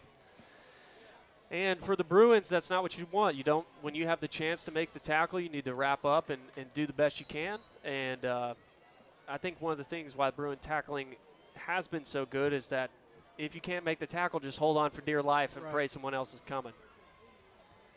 So the kick for the extra point is up and good. And I think the only positive I can take away from that, if I'm the Bruin coaching staff, is the clock is now in our control. Right. Okay, so we get 3:47 to control it. We can run the ball. We can pass the ball. We can take as much time as we need. Right. to get a touchdown in and get that 2-for-1 that we're talking about. I know we've kind of hammered that point about a million times tonight, but it's an interesting concept to talk about. Nothing wrong with having a theme. Right. This is definitely a 2-for-1 night. Well, as soon as he ran it all the way in, that's exactly what I was thinking. Right. Was that really the best choice? Should they not have run it down to maybe the 15 and just kind of stumbled? Well, at this point in the game, there's so much time left. You're not going to purposely not take a touchdown if you're Robinson, especially if you're down 2 touchdowns. What was it? What was it? The state championship game of 2007, 8? Oh, you had to remind us of that, huh? You brought up Little Rock Christian. I was okay. just okay. I mean, Kevin's up here, so I figured we could, whatever. It's fair game. Is that what you're saying? I'm just saying. We all have long histories here. Come on. Right. I know. We're past it. Okay. We're state championships past it. 11 total. Senators kick it deep. The Bruins let it go out of the end zone. 3 minutes and 47 seconds left to play in the half. But yeah, to your point, that was an example back in the state championship game where we were up by 1 score. Yep. And if we would have taken some time off the clock, then they wouldn't have had enough time the opponent wouldn't have enough time to come back. And what ended up happening is we had a man free on a pass completion who could have had the choice of laying down. You see that oftentimes, sometimes in the NFL now, where they just fall down on purpose to save the clock and work the clock. We didn't do that back in the day, and it ended up we went ahead and scored, and they came back and ended up winning the game. So. But it's also, I mean, at this age, when you get a big play like that, I promise you the last thing running through your head is, I'm going to lay down. It is really hard to get across to a high school kid, that concept. But wow, late in that play, Busby passes it over to Kenny Jordan. No gain. It's actually going to be like a 3-yard loss. That was well after the play had kind of developed. Looks like LaFonso Burrell might be having a cramp himself. Trying to stretch out that left calf. Yeah, like you said, it was a really late pass by Kell there. He had plenty of time in the backfield to kind of analyze his whole options and then kind of checked it down to Kenny on the left side. What he didn't see was Will Hawkins down on the right side was wide open. Really? I didn't see it either. Good catch. I mean, I feel like that happens a lot in football, but a lot of times, too, sometimes that turns out just because the play is not designed to check all the way over to that. Like, right. There's plenty of times where I'd be running a route on the other side of the play, and I was wide open. But logistically, to actually get the ball to me from where it was is almost as unfavorable as taking a sack. Yeah, most football offenses are built around the quarterback making a read on one player. So that quarterback is taught to look at either a linebacker or a corner or a safety on one side of the field, and he's reading, determine what does he do, and I'm going to go and throw to the opposite way. So if the quarterback's focused on the left safety, let's say, it's going to be really hard for him and probably not what the coach wants to look back on the right side and throw to some random person that's open, even though he is open. Well, and so there's a whole nother level of dynamic to that as well. Also because, I mean, look, these guys know the plays. They know what the objective is. Right. They know what their role is. And so there's definitely the same chance that the receiver could be totally surprised that the ball's even coming to him. Yeah, he knows where the quarterback's looking, and he knows, I'm kind of the last resort option here. I might not even be ready for it. So trips to the right, 2 receivers to the left, 5 wide. Little screen pass looks covered up. Just throw it away, Kel. Good, smart play. Nice job. Ooh. And who is that?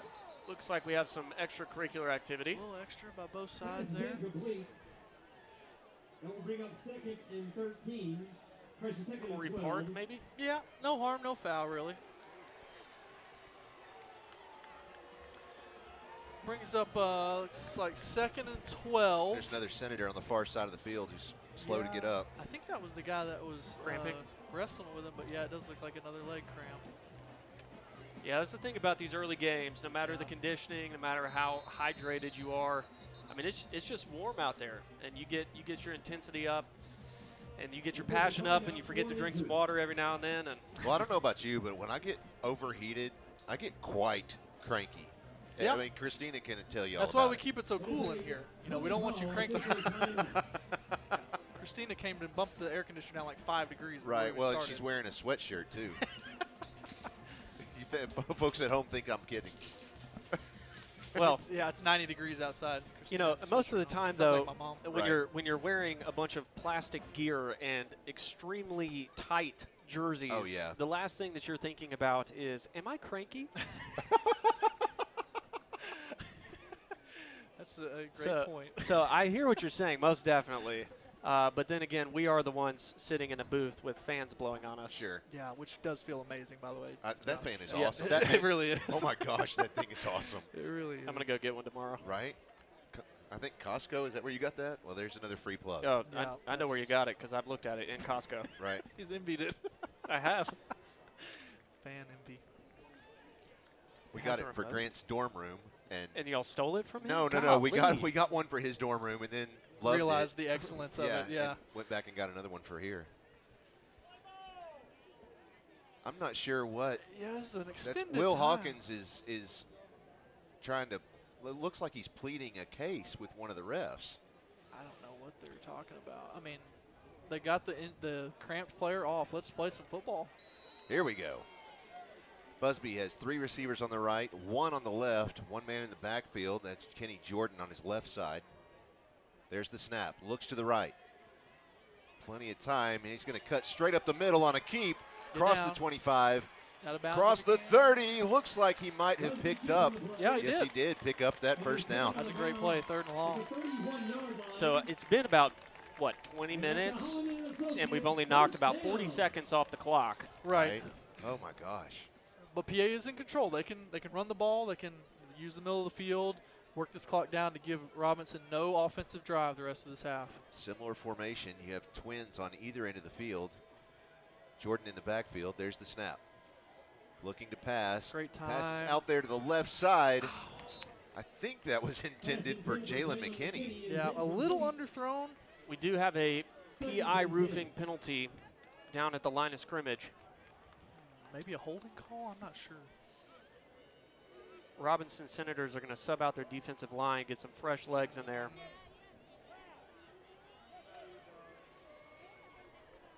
Flag is still down there at the 30-yard line. Yeah, they're asking the Robinson coaches if they want to take the holding call and bump it back and be 1st and 20, or do you want it to be 2nd and 10?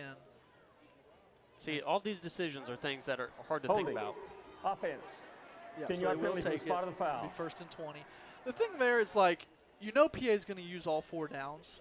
Yeah. And so making it 1st down again just gives you another down for them to attack you, where a lot of times you'll see people just go ahead and decline the penalty and make it 2nd and 10. Is that a spot penalty? It is. Oh, okay. Yeah, So it is. it's 1st and 21. Right. So the holding actually happened 1 yard behind the line of scrimmage, which means it's the 11 There's yard. another one. Yep. Fine on a great play, too. Gosh. Yeah, and he's going to watch this. Yeah, this isn't going to count, guys. Oh, my No. goodness. This is coming back. But a Nice great run. play nonetheless. Very athletic. You got an injured Senator at the Yeah. probably cramping up, it looks like, there at the 25. And another PI roofing penalty flag. So this isn't going to be your traditional hold like you're used to. This is actually, they're going to call it on the offensive line, but it's actually going to be for them grabbing the defensive line and throwing them past them on the screen pass. So the objective of screen pass is to get the defensive line to rush up the field and then throw it behind them to your running back or receiver. I'm sitting here watching as Coach Lucas is going through that same motion. Right. Trying to do. It's a really hard thing. I mean, a lot of offensive line coaches teach that to where you're going to grab onto them and throw them behind to kind of create more separation. You're trying to force them to rush the quarterback, and they call it holding sometimes. Holding.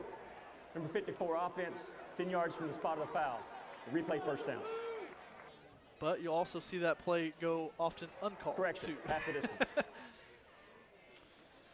But that's one of those things with football and almost just depending on which referee crew that you get. Yeah. I mean, some referees are going to – that's going to be what they look for. That's what they're going to call. And then there's going to be other referees that that's going to be the last thing on their mind. I mean, as far as a positive on that play, if you want to see how fast Kenny Jordan really is, what I used to do to measure up how fast people were to get an idea is if you look – so there's 10 yards between the numbers. So there's the 45, 55, so on and so forth. if you can see how many steps that they take per 5 yards, that will give you a good idea of how fast they're actually moving.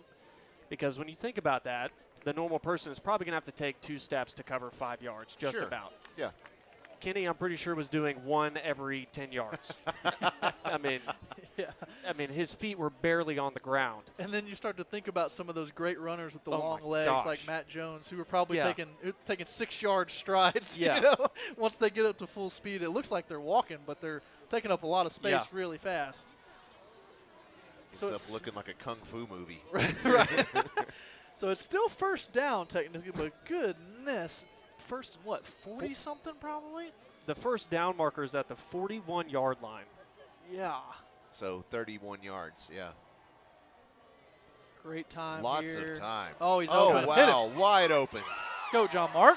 John Mark Charette at the other 40-yard line, What you need, completely flip the picking field. up the first down. Absolutely. Another Holloman and Associates first down. And that's the beauty of the PA offense, is that it strikes so quick that it gets you out of a terrible situation of 1st and 31, and it's instantly 1st and 10 now in a normal situation. You're back on track. Roger and Jenny Cole, they say, it's the most wonderful time of the year. Go Bruins. Hey, it's Absolutely. Christmas in August. Great move, McKinney. Go. Oh my goodness, and he's forced out of bounds at around the 13-yard line. I mean, you want to talk about making lemonade out of lemons. That is what you have just witnessed here. well choice. Is this a towel or a okay, yeah, it's a towel, that's okay. just a towel. We do have one of the Robinson centers down on the sideline way far To left. the 14-yard line. Can't see it. Another cramp still. And that's a Holloman Christina's making fun of me because it's white, not yellow, but I'm looking through like 3 different panes of glass here to see it. Yeah, the So- color hues definitely change. Looks like Todd's over there taking care of him, Todd Ross. So this is kind of an interesting spot for Coach Thrash as the offensive coordinator is. They're on the 14-yard line, 1st and 10, 2:04 left. How much time can you take away from the Robinson team on the next drive and still get a touchdown out of it for the PA? Oh, wow. You know, so if you score right now, first play, they still have 2 minutes to work. Now they don't have any Right. timeouts, but they still have. Well, it shows 1. I thought they took 3. No, I'm pretty sure they have Yeah, I thought they used took all their 3. timeouts. So it's all really in control of the offensive coordinator at this point. He can control how much time is taken off before the touchdown. Well, I mean, talk about a massive swing. I mean, they were on the what yard line? I Were- think were it was like Bruins the on? 6 or 5. I mean, yeah. And it just instantly put him past midfield. I think it was on the Robinson 40 or So- something. Here's the ref signaled a timeout for Robinson, but really it was a timeout for Pulaski Academy. So Okay. they do have 1 timeout left. okay. And we have 2. Yeah, 2 That timeouts seems left. really weird. Thank you, Christina.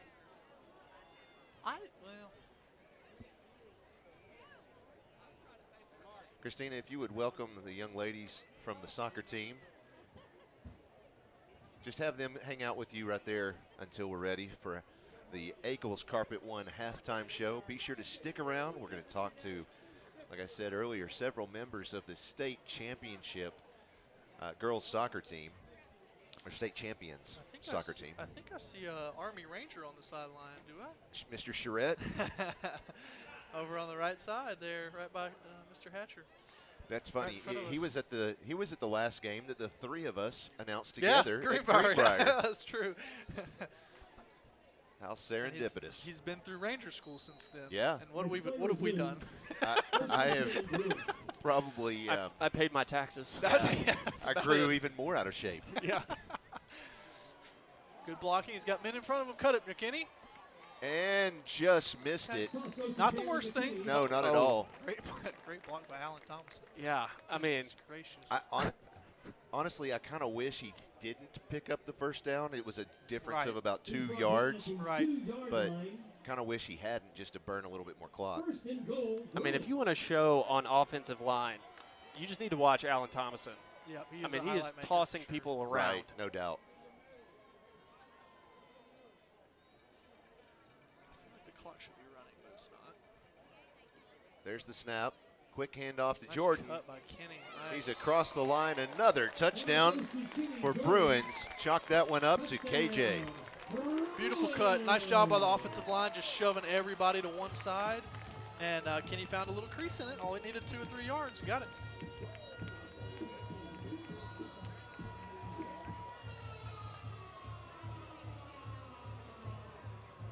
Going for 2 again. Busby has 3 receivers.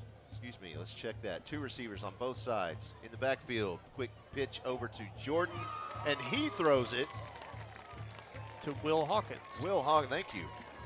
Could not make out that number.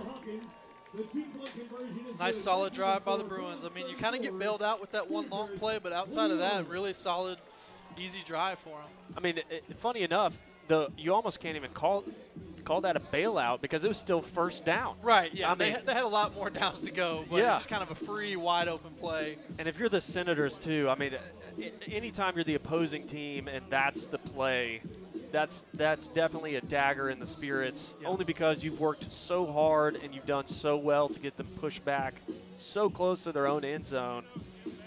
And then to give up a play like that, it never feels good, but it's definitely not one of those things. The score is nowhere near from putting them out of the game, and there's still a lot of football left to play.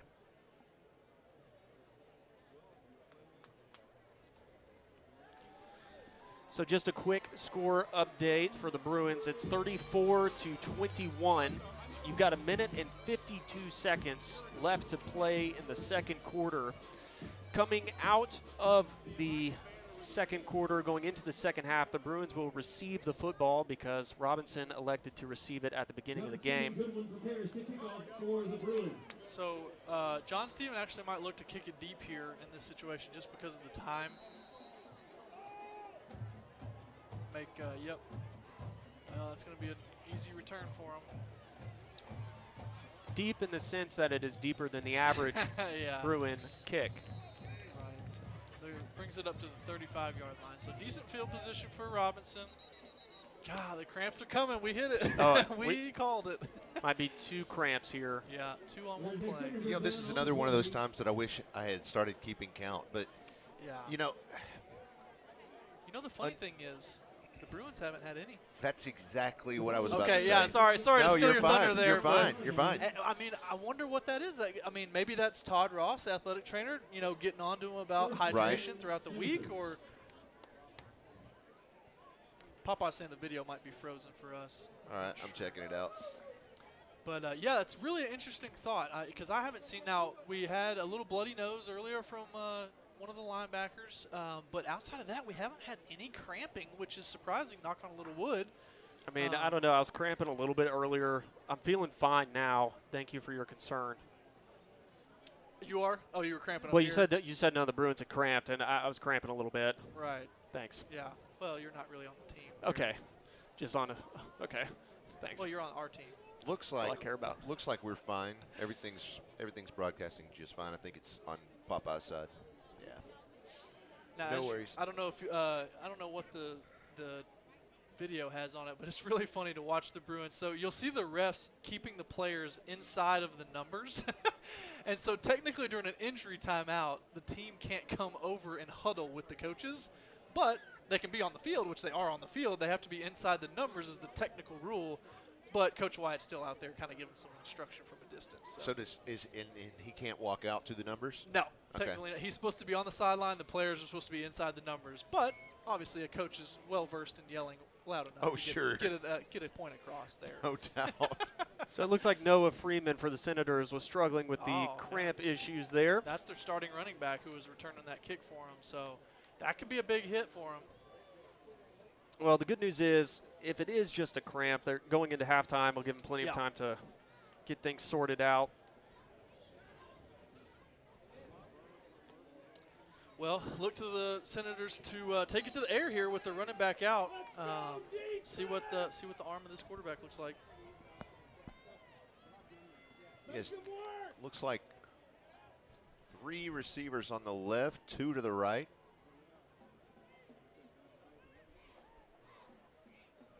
Seven seconds on the play clock. There's the snap. Goes immediately to the left side. That's complete to Malik Okunye. Great job by Romello Bell there. We talked about him. He hasn't gotten his game-breaking sacks yet. They haven't really gotten any sacks yet, but great pursuit by Romello. He was rushing the quarterback. Ball came out fast. He immediately turned and sprinted back the other way. Great hustle play to keep it to a 3-yard gain on a kind of a wide-open play. Similar formation. They stop and take a look at the sidelines. Still no running back for Robinson in there, so it's going to either be quarterback run or it's going to be a pass out to these trips. There's the snap, almost bobbled it. Oh, get there. Oh, nice cut. Pass is complete out the right side. Looks like that was Evans Olemi. Yeah, I saw Peyton Adams get on there, big number 33. He's a sophomore, getting some starting action tonight. He was kind of my wild card I wrote down of like, how much was the coaches going to be able to get out of Peyton Adams? He's a sophomore. He's a big body. He's got really good quickness. But is he going to be able to stand in there and go throughout the whole game and not get winded? And he's showing great effort on that play and made a tackle. 3rd and about 7 yards coming up. I think they're just trying to run the clock out now. Yeah, it looks like it. They've kind of succumbed to it. Still throwing it, though. Whoa! Great breakup by Preston Spann and Patton Wicker. Preston Spann's taken it to the next level this year. He stood out to me already. I mean, great job at middle linebacker, covering and rushing the passer and stopping the runs, doing it all. And that's what really starts to separate linebackers as the ones that can step back in coverage and still make a play. It is so important to have a linebacker that can stuff in the line and actually hit the gap and make the tackles, but to be able to have one that can step back and cover a receiver or a tight end when you need them to, and you can count on that, that's some next level football. And with that middle linebacker position, oftentimes you're not solo one-on-one with somebody, but you're just trying to cut off angles from where the quarterback is looking. So you'll talk about the quarterback, like reading the quarterback's eyes and where is he looking at. I'm trying to get into his line of sight of what he's looking at. Before the snap, there is a PI roofing penalty flag on the play. That'll be delay of game against the Senators. Not too much of a harmful one. So I don't know if we have any new viewers out there. We may have all long-term PA fans. But as you'll notice, if you're a new viewer, that there's no one back to receive the punt for the Bruins. You ask why? The reason for that is because when the offensive team punts the ball, it's automatically going to go, the ball's going to go and give over to the Bruins if they do not touch the ball. If they return it and they fumble it, there's a chance they don't get the ball. And since that is a very high-impact, high-speed play going both directions, there is a better chance of a fumble. Right, and you'll see all the Bruins running off the field before the play even hits.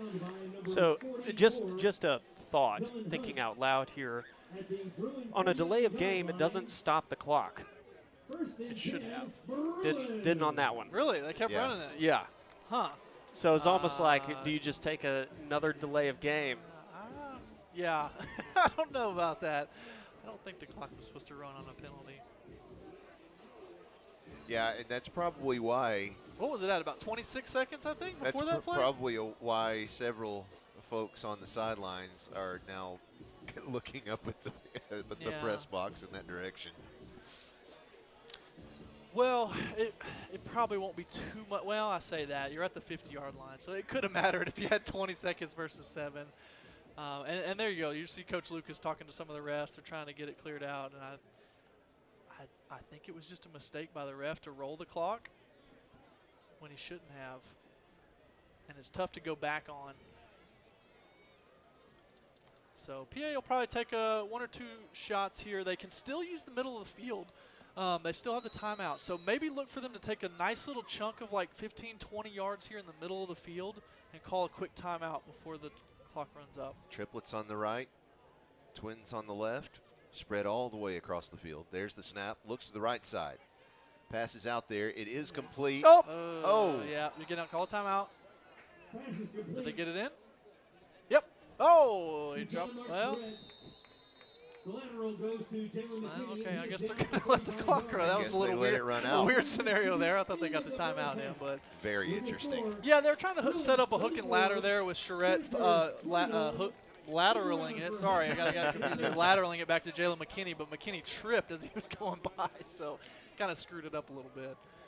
Well, that's halftime. We are ready to start our Ackles Carpet One halftime show. The Bruins lead this game 34-21.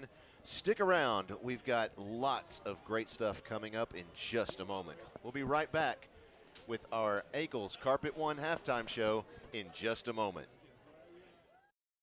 Hug and Haul Equipment Company is the answer to your industrial and construction equipment needs. They can help you with sales, rental, parts, and service.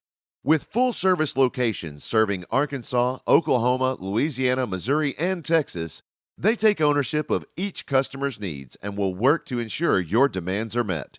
You can trust Hug and Haul for all your construction, industrial, aerial, material handling, and light equipment needs. At Ackles Carpet One, they can get it for you at wholesale. That's not just a slogan at Ackles Carpet One, it's their real money-saving story. You can get the lowest prices on carpets, floors, and real wood cabinets. They have nationwide buying power, low overhead, and local ownership that make all of this possible. Don't shop at the home centers or online when you can shop local and get the best wholesale prices. At Ackles Carpet One, we make it beautiful for less. AcklesCarpet1.com. You know that Crown Trophy of Little Rock has every type of award to recognize athletes, students, and even coworkers. But more than that, Crown Trophy can customize drinkware, badges, and even rings. Whether you have people working for you or working hard on your team, show them your appreciation by recognizing them with something special from Crown Trophy of Little Rock. Visit them online at crowntrophy.com.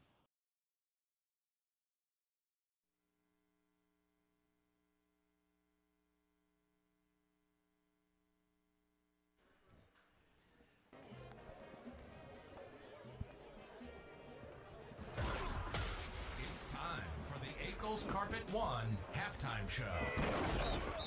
At Ackles Carpet One, we make it beautiful for less. Visit them online at AcklesCarpet1.com. Welcome back once again. This is the Ackles Carpet One halftime show. The Pulaski Academy Bruins leading this game over the Robinson Senators 34-21. But let's switch gears in just a minute, for just a moment, to from football to the other football, the round ball, soccer. So joining me here in the studio, almost said the Ackles Carpet One studio. That's not right. But joining me in the studio, I have Eva Dietz, Carmen Owen, and Megan Johnston, members of last year's champion soccer team. Congratulations and welcome. Thank you. So it has to be a little bit frustrating for you to have your championship game like right at the very tail end of school, and you don't get the fanfare and the congratulations and a lot of stuff that other sports might get. So just tell me a little bit about, what were you feeling on that day? You come away with the championship. Tell us a little bit about after the game. What's going through your mind then? After the game, it's like you're like in shock, and we're all just like so excited, and we're just crowding each other on the field, and we're just filled with so much like love and joy, and then we just like want to go and like hang out with each other and celebrate like the accomplishment. It also makes it so much better because we have such a great team. We all have such great chemistry, so it definitely helps with all the joy. We're all so close, yes. Well, and that's pretty obvious. Watching you guys last year, there was a kind of, I don't really know how to say it, but there's a communication that goes on without speaking. It seems like a lot of times. Is that just something that I'm making up in my head, or is that the case? No, like we've all grown up together, so like, and we played soccer together on club since we were like 5 almost, and we've like grown to like trust each other on the field. So like when we're out there, like we kind of like know what each other are gonna do. So we've just built like such a strong like bond between each other. Now, that seems true, of course, with a lot of members of the team. But I noticed that a lot between Megan, you, and your sister Lindsay, who's on the team as well. Do you find that that's the case? Do you have that same sort of bond? Is it stronger, or is it about the same with everybody on the team? It's stronger because we also have like the sister bond too. And then we've also we've played basketball together, we played volleyball together, so it's just even stronger with me and her. Sure. And even me and Mallory the year before. No doubt. Now, Carmen, tell me, how long have you been playing soccer? Because your dad is the coach, is that Yes, right? sir. And your mom might as well be an official on the team, right? Oh, yes, sadly. Sadly. So how long have you been playing soccer? I've been playing since I was 3 years old. Wow. Yes, sir. Okay. Bluebirds all the way through, and All I the still way play through. now. Okay. All right. So you're on the Bluebirds club team, and then of course at PA. Yes, sir. So what does it mean to you to come at the varsity level and win that championship? I'm sure you've won other games, maybe other tournaments and so on, but what's that difference? It's extremely different, especially coming in our freshman year, not have won a state championship in, I think it was 11 years, and then we win. And for my dad, it was such a great experience for the both of us. No doubt. Yeah. So that's just a fun story. And so your dad, I just have to talk for a second, because when I do get a chance, on the odd chance that I'm here on the campus when he's here, I always hear his accent. Now, where is he from? He's from Wales. Wales, which is the okay. southern part Right, of right. the UK. That one, it always throws me off, because it's like I don't hear that with you, and then I'm like, wait a minute, who's he go with? Oh, right, that's right, okay. So anyway, it threw me off there for a little bit to figure out who matched up with whom on the team. But so how did he end up over here? Well, across it the was pond? a really long time ago. He Okay. met Greg Hatcher when he came over here for a camp Sure. with his brother, and then they moved both of them over here, and then kind of just took him into the Bluebirds, and then kind of went from there. He has a way of doing that, doesn't he? Yes, Yeah, sir. he does. He's been influential in a lot of different sports. Greg has. So okay, so let's change the headsets. Let's get Carmen. Let's get yours off and switch over to Eva Dietz. We've got 3 headsets that we're spreading out across the 4 of us here. So Eva, tell me, what is special to you about this team? Well, even though I'm the only senior and the only person in my grade on the team, I've played with most of these girls since I was 8 years old at Bluebirds, and so they're all literally my best friends. So it's just the greatest experience to share this with all of my besties. Sure, yeah, it has to be. That makes it even more special, I'm guessing. Oh, for sure, it's so much fun. So what are you, like you said, you're the only senior on the team.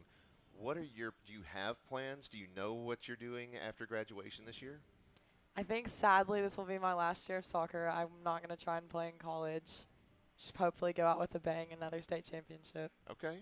Do you have any idea where you're headed? I've applied to Arkansas and Alabama. I think those are the only 2 that I'm waiting to apply to. Okay.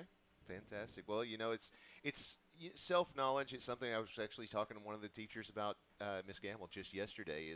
It's important to know a little bit about yourself and to know that this is probably the time to put it aside, or For sure. or not. It's in some people, they want to go that extra 4 years, or maybe just one more, or no, I'm just done. I'm good. So there were several members of last year's basketball team on the girls team who said the same thing. They were just I love this sport. I have loved this sport. I'm done with this sport. Right. So is that kind of how you feel about it? Yeah, I mean, I'll come back whenever they're seniors, and Sure. I'll come watch them play, so that'll be fun. But I think that, I don't want to get burnt out of it eventually and end up hating it. Right. So tell me somebody just poked their head in here. What are you doing? Anyway, threw me off for a second there. Tell me what it is that you're looking forward to about this season. You've got your senior year still ahead of you, so what are you looking forward to? Obviously, it's my senior year, so I really want to win a state championship my senior year and just end on a high note. But also, we were just moved up to 5A, and so I think a lot of people we completely destroy everyone in our conference, and then we always have a tough tournament play, and then of course the semifinals and the state championship are always challenging. But I think this year it's going to be a lot harder to be as good as we are in conference. So I think that's fun to just prove people wrong. Right. Well, and always, anytime you're able to get a little bit better competition, that always makes it a little bit more fun. Yes, and Little Rock Christian, our rivals, are in our conference, and they moved Harrison and Valley View up, and we get to play Cersei, and they're the only team that we didn't beat last year. So it'll be a lot of fun. That will be interesting. All right. So let's see. I'm trying to think of what else can we talk about soccer. We're getting our rings in a month or something. Outstanding. Yes. Okay. So have you seen the design? Mm-mm. It's a complete secret. Yes. Is that right? Yes, okay. sir. So I don't know about this. So did you Our don't- seniors, the seniors design them. So you've seen it? No, No. our seniors last year. Oh, last year. So it's really Okay. sad because they're in college, so Of they course. don't get to like be here whenever we get them because we have a little like ceremony inside, and then we get presented on the field. But Okay. I think Blakely and Ava Grace and maybe Virginia designed them last year. Okay. Fantastic. Well, maybe they're out there watching tonight.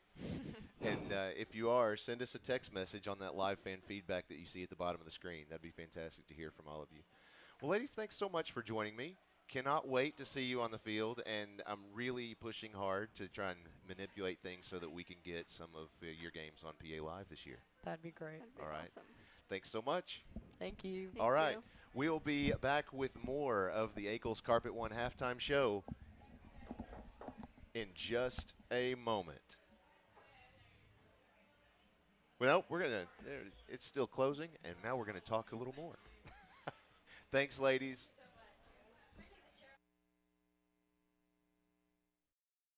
Senior Trev Duke is the Bowen Heffley Orthopedic Student Athlete of the Week.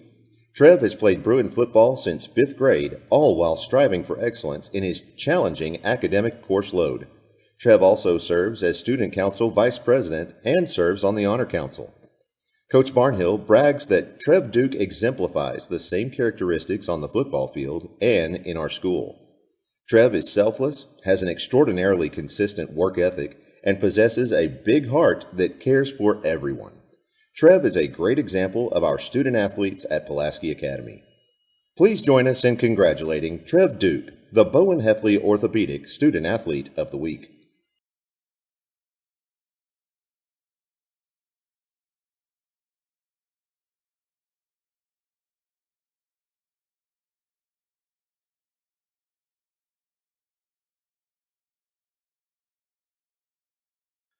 You know that Crown Trophy of Little Rock has every type of award to recognize athletes, students, and even coworkers. But more than that, Crown Trophy can customize drinkware, badges, and even rings. Whether you have people working for you or working hard on your team, show them your appreciation by recognizing them with something special from Crown Trophy of Little Rock. Visit them online at crowntrophy.com. At Caldwell Toyota, they are passionate about helping drivers find the vehicle that's right for them for the most affordable prices possible.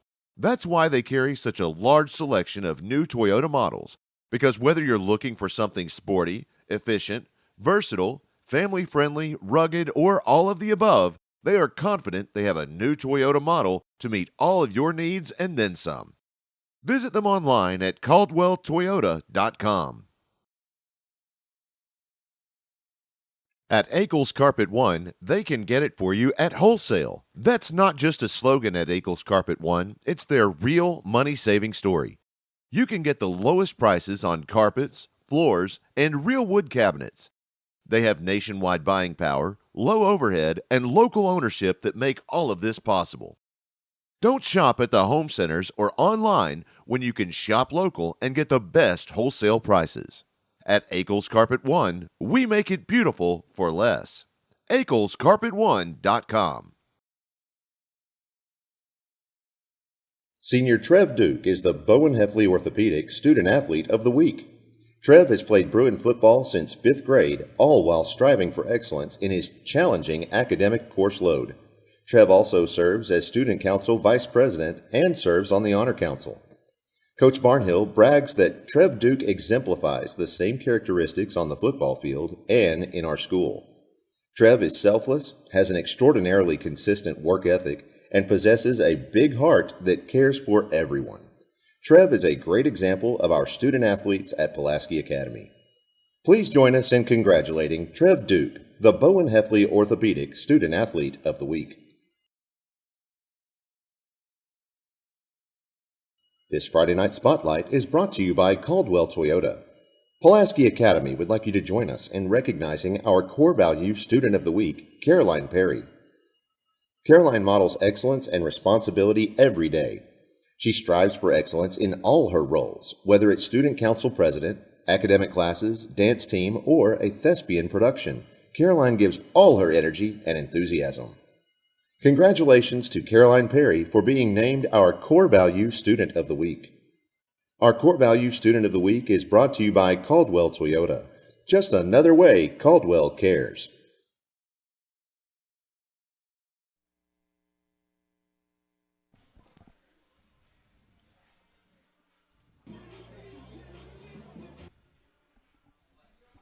At Akel's Carpet One, we make it beautiful. For less, visit them online at akelscarpet1.com.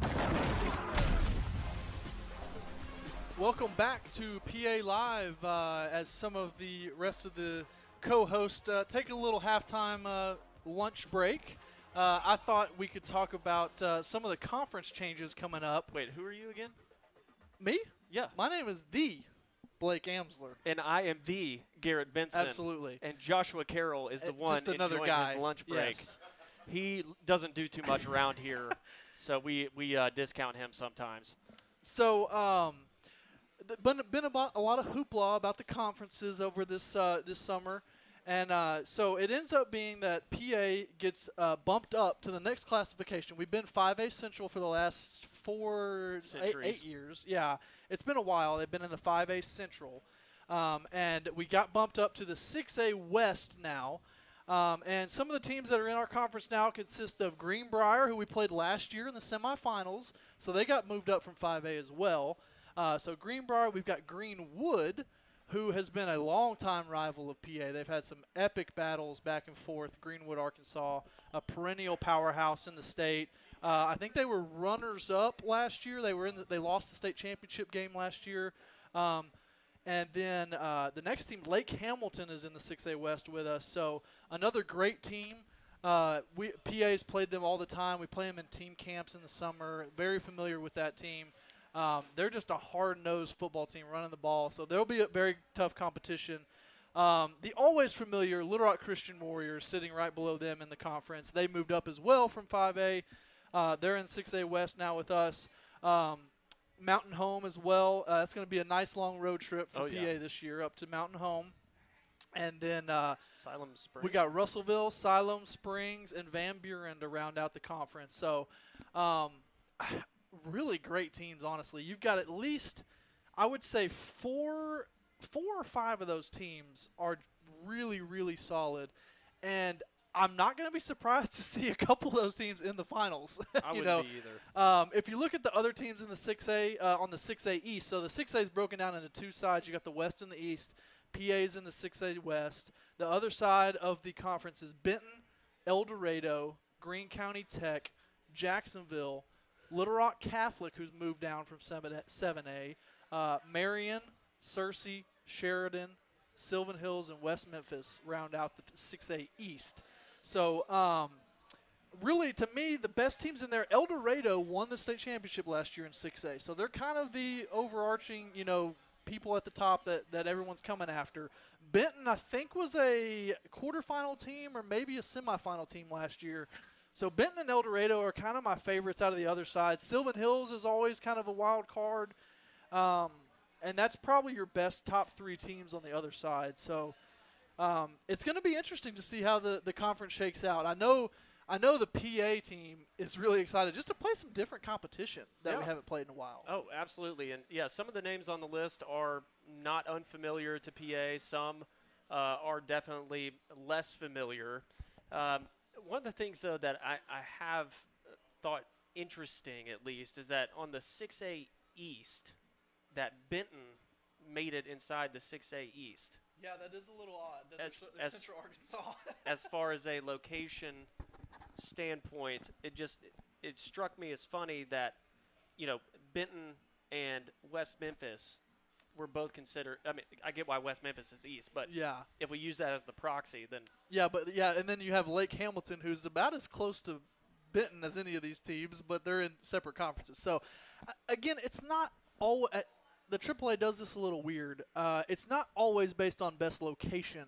They kind of go by population first to get the 32 teams, and then they somewhat generically try to keep the travel okay. But that's not their number one priority. Yeah. Travel. There can be comments on either way there. Yeah. So if there are comments, questions, concerns, emotional outbursts, opinions, what have you. We do have a live fan feedback that we always try to encourage participation in. Right. We will obviously vet some of those comments, concerns, emotional outbursts, but should you have anything constructive, we would love to share that brain exercise with you. I was kind of flipping over to the Fearless Friday scoreboard to see if anything interesting has popped up. Cabot 10-8 over Fayetteville right now in the third quarter. That's a pretty big time game. Cabot and Fayetteville, 2 powerhouses in 7A. Looks like the Bentonville teams are playing some Oklahoma squads. They're both leading right now at halftime. Let's get down into the 6A. What are these other teams got? Wow, Greenbrier is getting beat by Farmington. That is a surprising score. I thought Greenbrier would be much better, but we kind of talked about, I think I remember back in the playoffs last year that Greenbrier had so many seniors that I bet you they're probably pretty depleted. Yep. And got some young players over there. I don't know much about Greenbrier other than that. They did have a very large senior class. Yeah, so that's probably some of their struggles, especially early on in the season. Sheridan up on Whitehall, 24-13. That's an interesting score. Maumelle and Sylvan Hills. That should be a good game down to the wire. That's 15-14 Sylvan Hills over Maumelle right now at halftime. And Maumelle leads that series 2-0, so it's still young. Yeah, that's kind of those kids are kind of crossover in boundaries there, and so there's a lot of friendships there, I'm sure. That's kind of a rivalry game.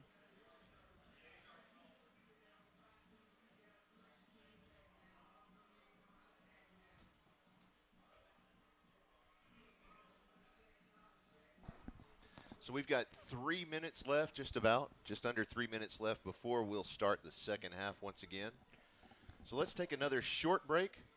We will be back to start the second half in this game as the Bruins currently lead Robinson 34-21. Stick around. We're not done with this one just yet. You know that Crown Trophy of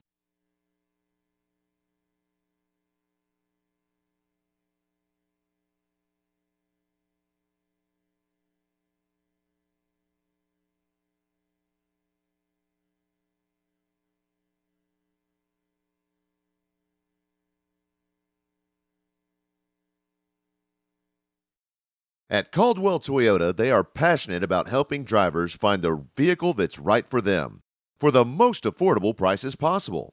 That's why they carry such a large selection of new Toyota models, because whether you're looking for something sporty, efficient, versatile, family-friendly, rugged, or all of the above, they are confident they have a new Toyota model to meet all of your needs and then some.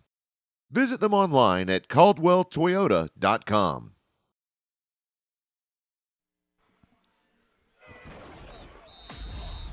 This has been the Akel's Carpet One halftime show. Now, let's get back to the Ron Jones Remax Affiliates Realty Studio with your host, Joshua Carroll.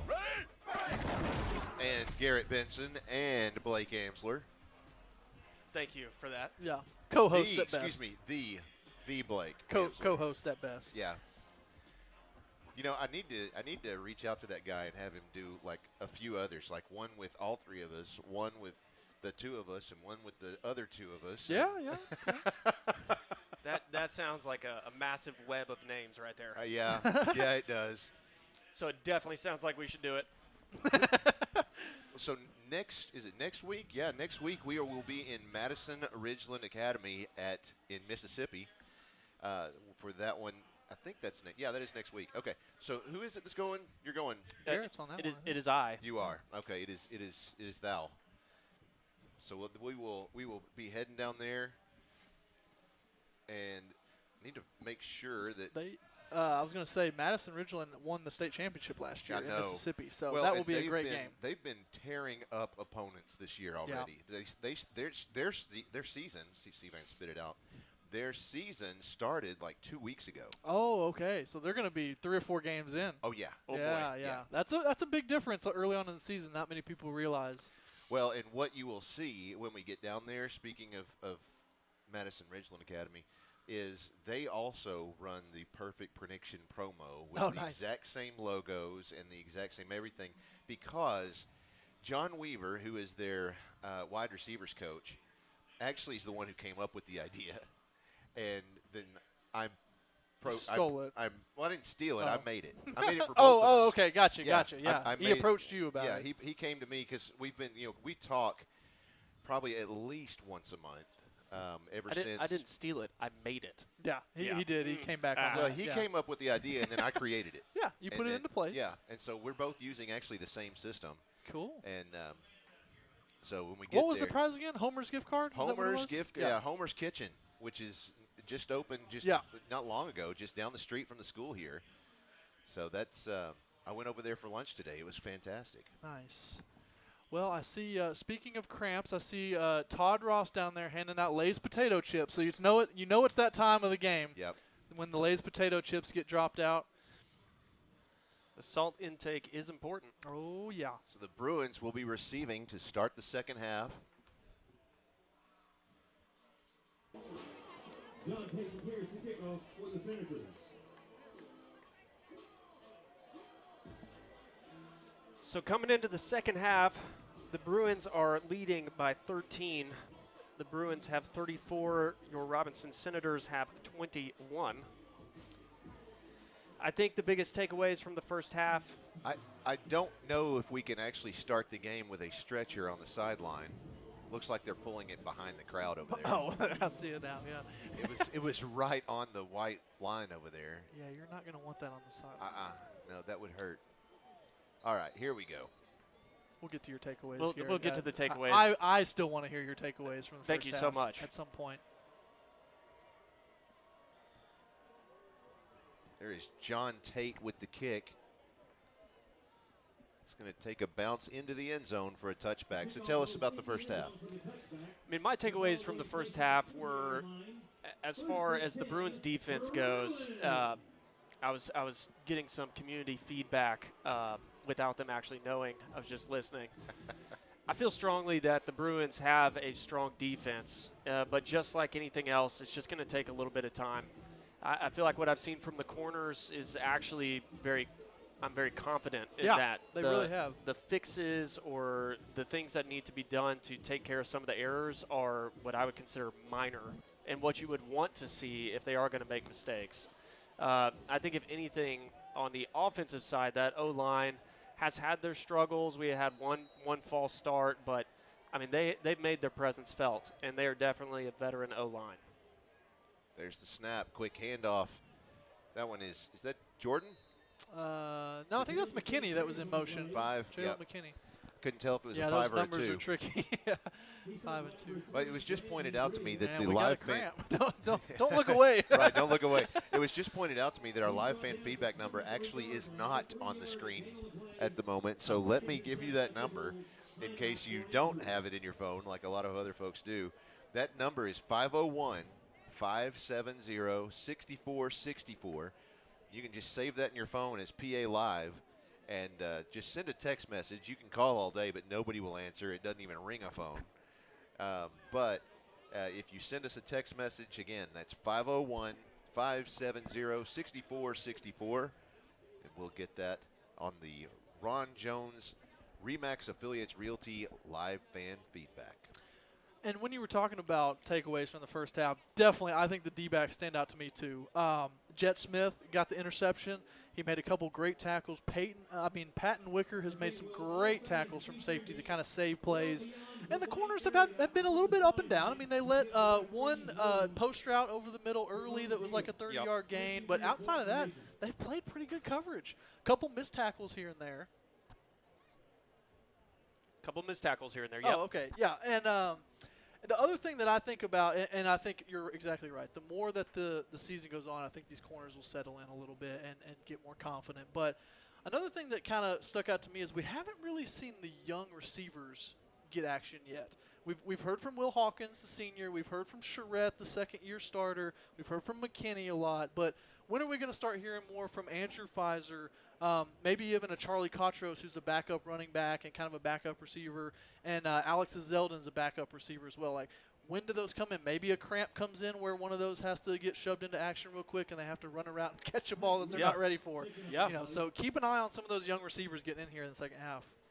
So the reason I had that shock look on my face a moment ago was we heard it from a reliable source that Robinson's Senators practice in an air-conditioned facility.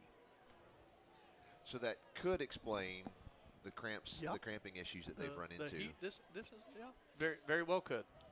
Which their facility is absolutely beautiful, by the way. I was about to say, it's amazing. In no way, shape, or form am I going to say that I would not be jealous of that. That sounds amazing.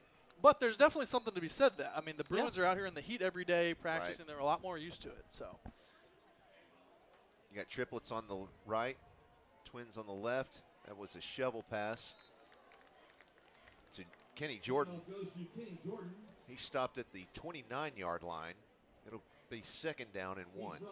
There's another guy hobbling along with a cramp, number 20 here for Robinson. It's it's going to give you a long half. Yeah, it is. I can already tell. Another snap, handoff to Jordan. He comes across the 30. Excuse me, he is met at the 30. Does not make it across. Goes to Jordan. I think they might spot him on a first. Well, that's right on the line. Yeah, they're saying first down. Looks like Allen on the. Nope, he's down. Yeah, 20 was already dealing with that hamstring. Yeah, there he goes. Yep, he's down. I think Alan Thomason just might be as well. He's kind of got a hitch in his giddy up. A hitch in his giddy up, folks. You heard it here first. I hate when that happens. Don't you just hate it? You're walking around in the day, and then you get a hitch in your giddy up. Yeah. Man, thank you so much for adding that to my arsenal of phrases. Oh, you know, I know we don't talk about football the entire game, but I would venture off to say that we are fairly entertaining. That's why people tune in, really. They don't even watch the game. I don't know. I hope not. No, I mean, I would if I was a spectator, I'd be waiting for these little drops of absolute wisdom from Mr. Joshua Carroll. Right, if you weren't here. I would hate to get a hitch in my giddy up. Absolutely. You're not going to let go of that one, are you? I am not. Like that one is next level. You're like a dog with a bone. I'm like a horse with a hitch in my giddy up. There it is. Coming into us from the Ron Jones Remax Affiliates Realty live fan feedback is enough text messages to shut up Garrett for a minute. Amen. Thank you. Both teams battling in the trenches. Robinson once again has a solid core of linebackers. Reminds me of the group they had in 2003, led by J.T. Harper and Drew Carl. Yeah, their linebackers are definitely solid. They've rolled in a bunch of defensive linemen, so they probably have about 7 or 8 defensive linemen that have played. Let's see. Alicia Castleberry says, so we need to wrap up and tackle more. And Garrett and Blake, you guys are killing it and hysterical. A little trickery there. Oh, stepped out of bounds, and here's a PI roofing penalty flag. So they're going to call a penalty on Kell for blocking backwards, and that's kind of one of the new rules that they put into place where it wasn't necessarily a hard hit or an illegal hit, but he went backwards against the play. And when you hit someone kind of backwards like that, they're going to call it as like a behind-the-play block. And really, I mean, there's obviously going to be thoughts about something like that. Okay. 10 yards from the spot of the foul. You can just Replay cancel first everything down. I just said as a holding. So they didn't call Kell. I think they called the lineman that maybe on the hold. Interesting. Yeah. Well, that just screws that point up. So we'll move on. Brings up 1st and 15.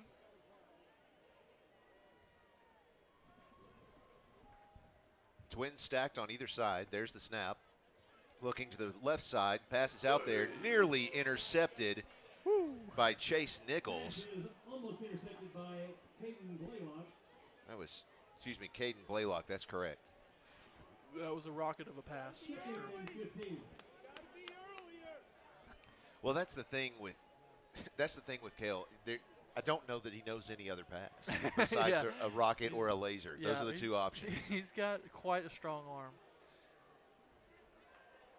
Got quads on the right, single receiver on the left. There's the snap. Looking to the right side. Now he sees an opening.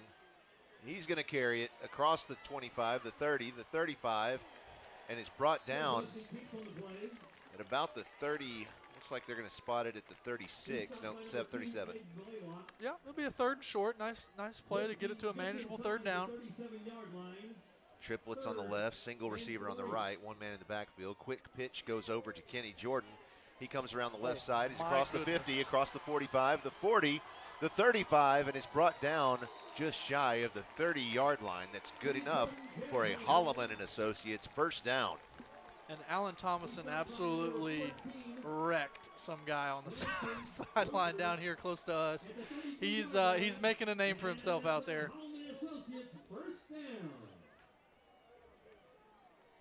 Quads to the right again. Wow, pass was complete to Will Hawkins. Yeah, scary play. That could have gotten a lot worse for him. And I believe Brandon Grill is coming out. He's got a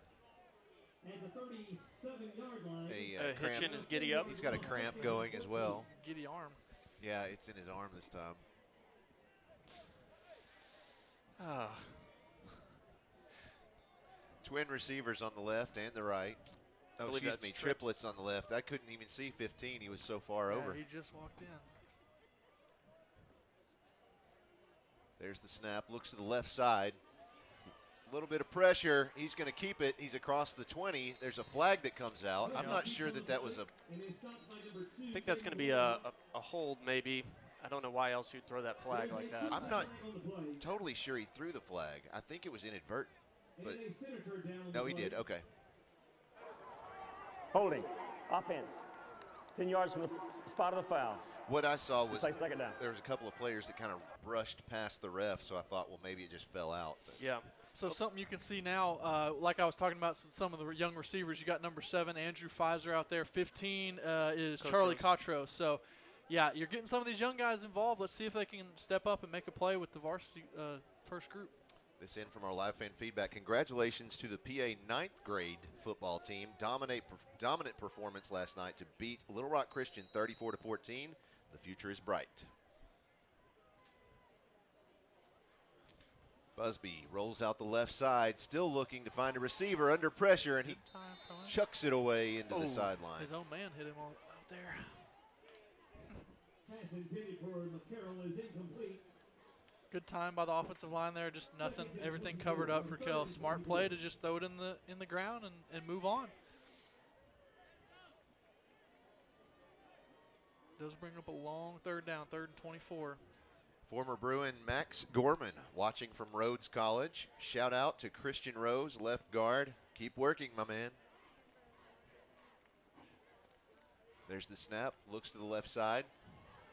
A little bit of pressure. There's the pass, and not going to find a receiver with that one. Don't think he really intended to. Can I give a fair critique here? Yeah. Something I believe is fair. Okay. I'd like to see Busby do that again, but actually throw the ball. Ooh. Because, here you go. I believe our receiver was actually open on the breakaway once he took a step away, and Busby threw the ball already like it wasn't going to make it. Gotcha. Okay. So it's like he had already accepted the play was over when it wasn't. Right. And that's a fair criticism. Yeah. Judge me. Long 4th down here, 4th and 24. 2 receivers on the left and the right. 3 on the left now. There's the snap. Looking to the left side. Pass is out there. It's deep. And a flag comes out. I think they're going to get Jalen for stepping out of bounds, honestly. I don't think it's going to be an interference. He went out of bounds on the sideline. So we do have a PI roofing penalty down on the play, but I'm with you, Blake. Yeah. I'm not sure that can be a defensive pass interference there. I didn't see that. I don't think No, I didn't either. And that the rule is that if you're an offensive player, you can't go out of bounds unforced, right? And then come back in bounds and make a play for the ball. Right. If you are pushed out by the defender, then you're okay. You just have to immediately try to come back in bounds. But you can't purposely go out of bounds and then come back in and make a play. Let's hear what the White Hat has to say about it. Let's see. Illegal participation on the offense.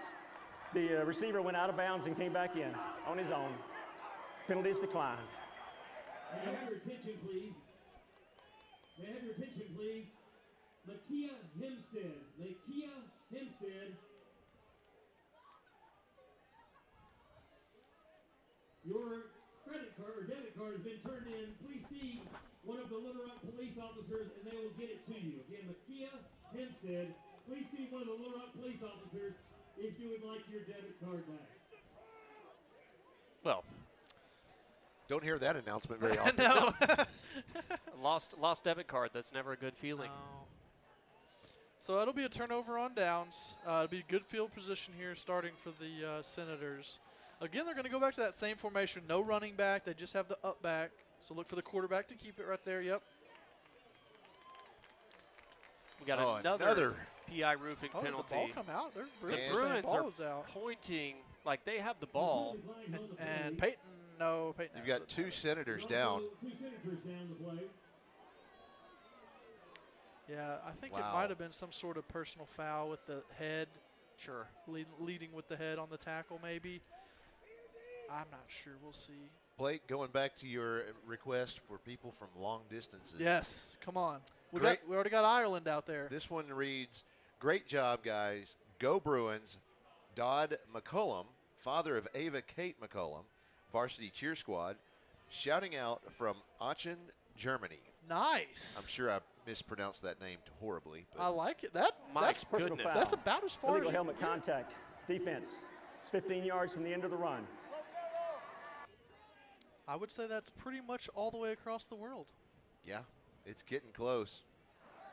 Result is first down. That is so cool, really, when you think about it. Yeah. Let's see. Go Bruins from the Poles in southeast Arkansas. And number 61, Lynx. It's 4:18 a.m. there. Wow. Wow, that's Dedication. I love it. I love That it. is serious dedication. I got your back up on the research there, Mr. McCullum. He wasn't going to tell us, but we were going to find out. I'll do it for you. I'll brag for you. So I think it was a personal foul right there, helmet right? to helmet, or Okay. illegal use of the helmet. Yeah.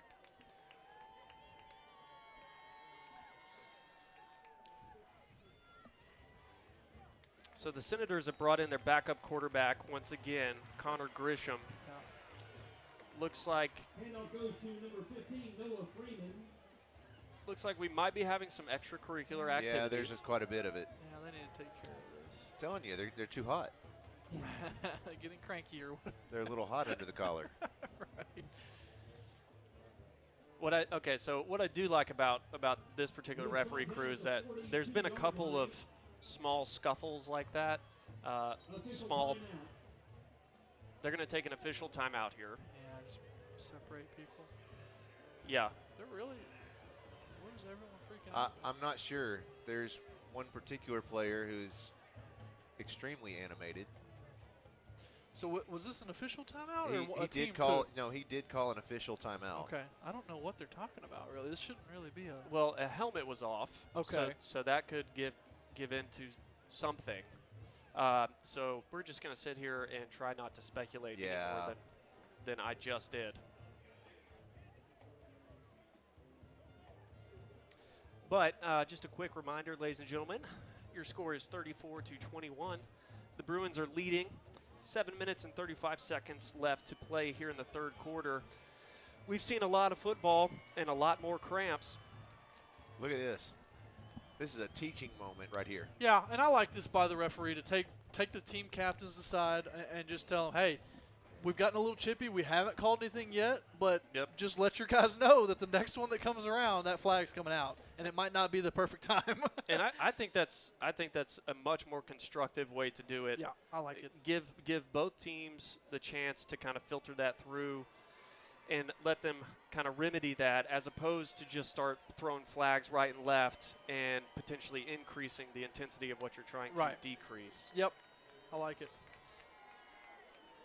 Not that it's going to take away any of the intensity. No. I mean, it's just going to now focus it in during the whistle plays, and that's fair. Which is where you want it. Yeah.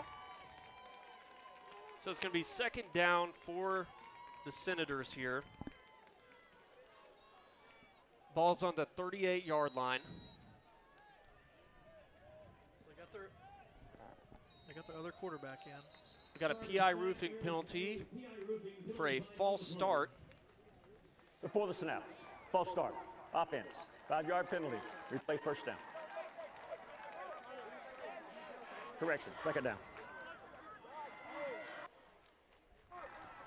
So I've got to say, for those of you who are not here, I would highly recommend finding your way to the next Pulaski Academy Bruin home game.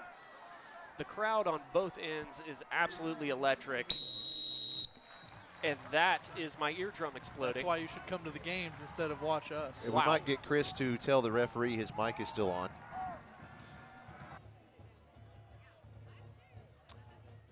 Senators snap the ball, pitch it down low to Chase there we Nichols, and he is gobbled up in the backfield by a slew of Bruins. Job. Hunt Harrison, Miles Ward in the backfield, great job. We've got another. There are flags. Yep.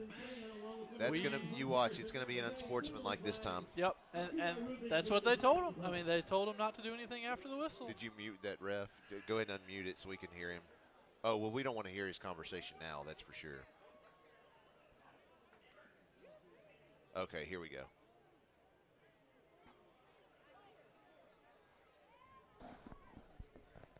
Unsportsmanlike conduct. Number 64, offense. It's 15 yards from the previous spot. Yeah, both teams were warned fairly. I think he actually gave them a little bit more latitude than a lot of other officials would have. I think we might have let this slide by, but I think with that helmet-to-helmet hit earlier, that Patton Wicker is out of the game. Oh, really? And I don't know if that was an ejection or he was hurt, but he hasn't been in for a long time, and I can't find him on the sideline. I was trying to see if he was just hurt with Todd Ross, but I don't see him anywhere. So I don't know what the deal is with that. If someone on the stream may know more that we missed. There's the snap, looking to the right, passes out there. It is complete. Nope, no, he dropped it. It was intended for Gabriel Bonner. Man, if you're the Senators, I think I would use this last segment as just a great coaching point, review point, because, I mean, they had the ball on the 38-yard line, and they have worked themselves all the way back to the opposite beyond. They're now, what, the 33-yard line? Yeah. And it was all from an unsportsmanlike conduct at the end of a bad play. So they got a tackle for loss, and they lost, 10 yards or so, and then add on that penalty, and it's a really bad play.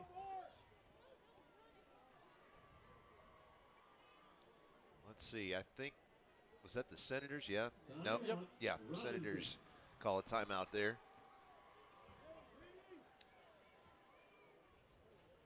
Once again, if you're looking for it, our Ron Jones Remax Affiliates Realty live fan feedback number is 501-570-6464. You can send us a text message with your thoughts or comments on the game. Or anything else, really. Or if you can beat Aachen, Germany. Yeah.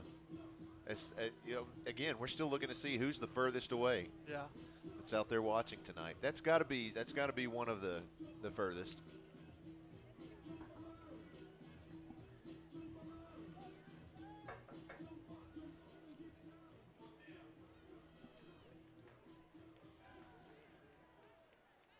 Looks like they are correcting the scoreboard. It is 4th down.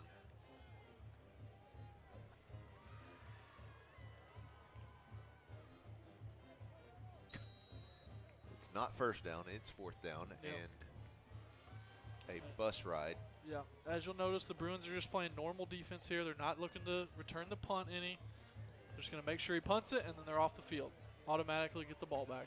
It's going to take a Robinson bounce and going to be stopped just outside the 20-yard line. It was spotted at the 21. 6 minutes, 38 seconds left in the 3rd quarter. Oh, we got a flag on the sideline. I think that's going to be on the coaching staff for getting after the ref a little bit for the Robinson. There is a penalty flag on the play. Goodness. Yeah, this is going to be a slow quarter.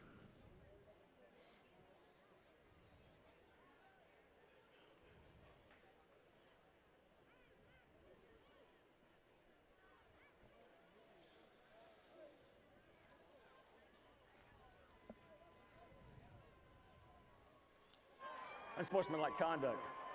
On the Robinson bench, 15 yards, 15-yard penalty. I think, for me personally, if I'm a coaching staff and I'm looking at theoretically, if I am a coach and I'm looking at my coaching staff, I would say that right there is where it should all begin and end as far as giving myself a rating on the game. You've got to be in control if you expect the kids that you're coaching to be in control. And there's a way to express intensity without being physically, emotionally intense. And there's a time and a place for it. But I always think it's important to remind everybody that this is for the kids. Yeah. There's the snap, hand off to Jordan. He's going to cut back to the left side, up the center. Picks up, let's see, yes, it will be enough for a first down. Great cut. I think we might have more cramps. That's kind of a new play that they've introduced this year. I haven't really seen them run it very much. They call it a sprint draw, where the quarterback's going to start sprinting to the right like that, like he's doing a rollout pass, and then kind of hand it back to the running back going the opposite way back to the left. So they call it a sprint draw, and it's just a running play that's kind of a draw, meaning that it takes a little time to develop and let the defensive line run up the field, let the secondary linebackers back off, and kind of try to hit them in between. You know what feels awesome? Air conditioning? Taking off your headset. It does. Oh, my gosh. These really are comfortable, but Oh, yeah. It's just completely different when you have it off after a couple hours. Yeah. I think we need to have some folks write in and say that they want to have Blake try one of these on the air. A peppermint? Yeah. I'll try one. Here we go. Garrett did a half, though. Let me have his other half. Well, I already did his other half, so you can break that. Oh, one you if already. you want. Wait, is this a whole or a Yeah, half? that's That a is hole. And I recommend you break that in half. Okay. No, go ahead, man. Oh. You're a big boy. How did you break it in half? This thing is Sheer determination. All right. Let's see which one. I'm gonna go with the right side. There you go. That is Fisherman's friend. Let's hear his reaction. Normally takes about 5 seconds, so right about now. Yeah. Oh, I've got the menthol working towards the nostrils already. Let I me will tell say, what are these things called again? Fisherman's friend. Fisherman's friend. Yes. If you want the fastest, just injection of menthol into your brain. But honestly, Try one of why these. don't people use those when they're sick or stuffy? I mean, do. that's great. Yeah. I've never heard of it though. Yeah. I mean, it's like eating Vicks Vapor Rub. The only place I've ever found it is at Walgreens, and it's in this tiny white box. So a couple of quick score updates just around the state. Cabot is leading Fayetteville 16-15. Maumelle is losing to Sylvan Hills by 1, and I'll give you some other updates here shortly. Here's Busby with triplets on the left, twins on the right. Pass is going to the left side. It's complete to John Mark Charette, and he is run out of bounds at the, looks like the 44-yard line. Great job by the offensive line to pick up a double twist by the defensive line of Robinson. Both the defensive linemen twisted, and they picked it up beautifully up front, gave Kel plenty of time to find the receiver. 3 receivers on the right, 2 on the left.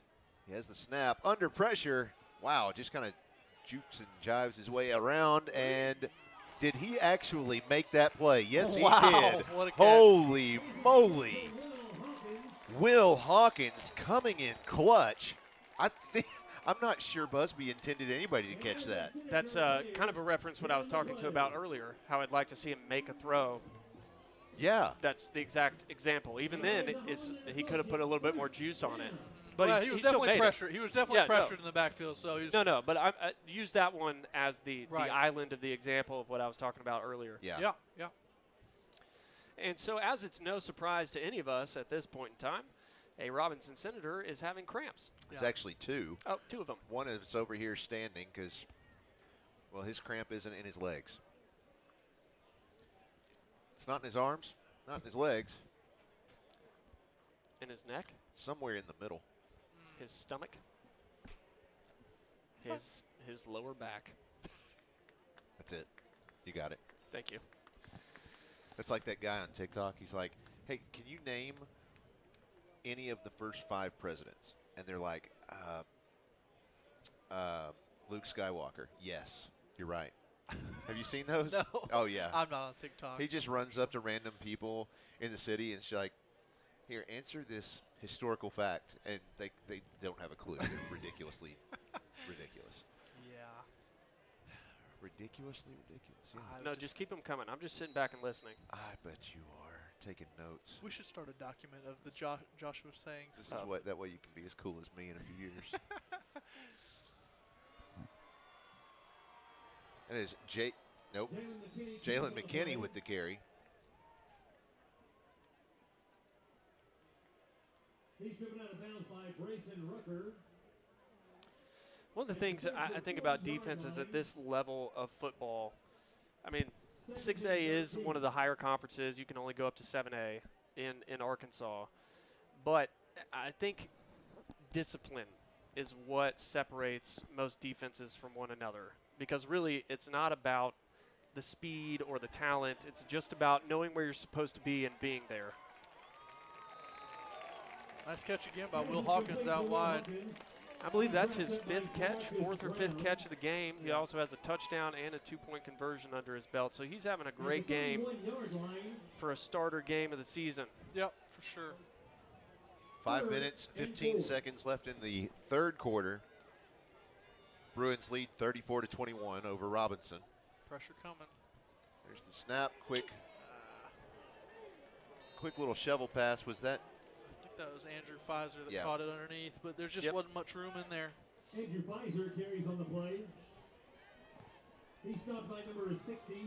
Sometimes when people watch a play like that and they see the player run into the person that's supposed to be blocking him, you wonder why they don't bounce it outside. It's because there's nobody out there to help you. Right. Yep, they're taught to keep it inside there. He was doing exactly what he was taught. Busby runs it to the right side of the field, looking. He has a receiver, and it's complete. Nice. That was a huge fourth down pickup right there. Andrew Pfizer once again.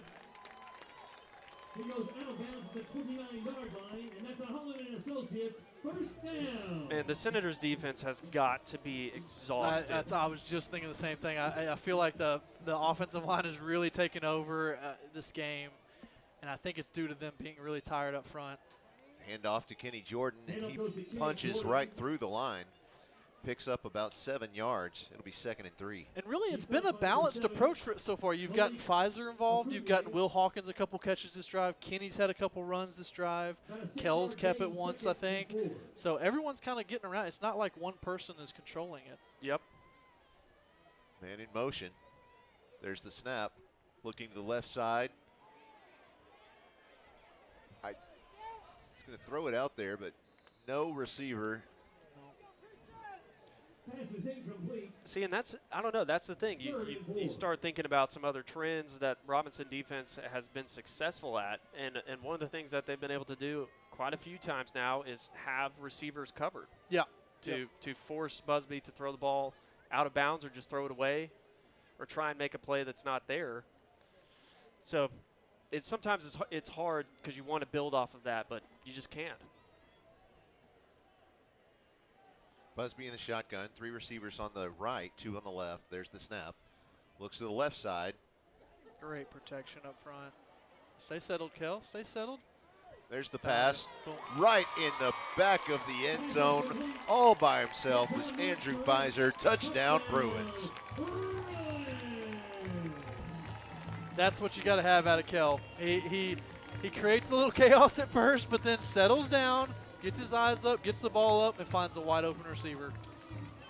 And I have no idea what the math would be on this, but, I mean, to throw the sheer force that you have to have in your arm, because he was throwing that across his body while he was running. So he was running to the right, and then he was throwing to the left. Oh, double pass into the end zone. Nice. I like that. Tack on 2. I like that. The 2-point conversion is good. Trickery on the 2-point. Senators 21. Correction. Bruins 42. Senators 21. 42-21 for the Bruins. 3:44 left in the third quarter.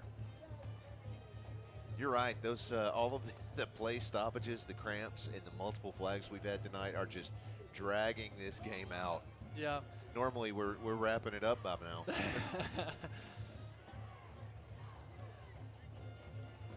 And you gotta think about like what Garrett said earlier about the Robinson defense that has been out there for so long. And as the night goes even longer and longer, it's just like a lot of plays, a lot of time out there that this is going to keep wearing on them as the game goes on. So I look to see that the PA offense just starts to take control, and whether it be through the running game or the pass game, I don't know exactly, but they're going to start wearing them down, and it makes it plays a lot easier.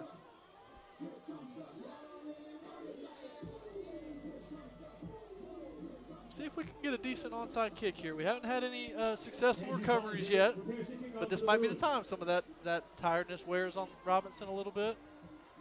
Well, if Robinson's going to compete at the 5A level, they're going to have to play 4 quarters like they played the first 5 minutes. Yeah. Great recovery.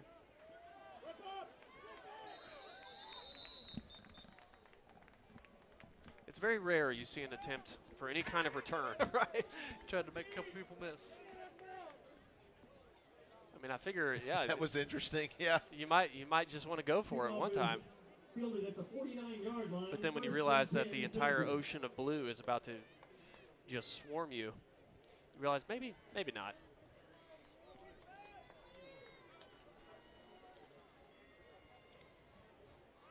So Robinson sticking with their second quarterback, Connor Grisham. I saw their first one on the sideline a moment ago. He was still stretching. Great job by Romello there to backtrack on the screen. Penalty flag now? Yeah, got to hit him for holding. And see, this is the one that you decline here because it's going to be 2nd and 15 or 1st and 20. So you probably will. We'll see. Holding. Offense. 10-yard penalty from the spot. Okay, they accepted it. It's kind of one of those 50-50 coin tosses. It's really almost about the same.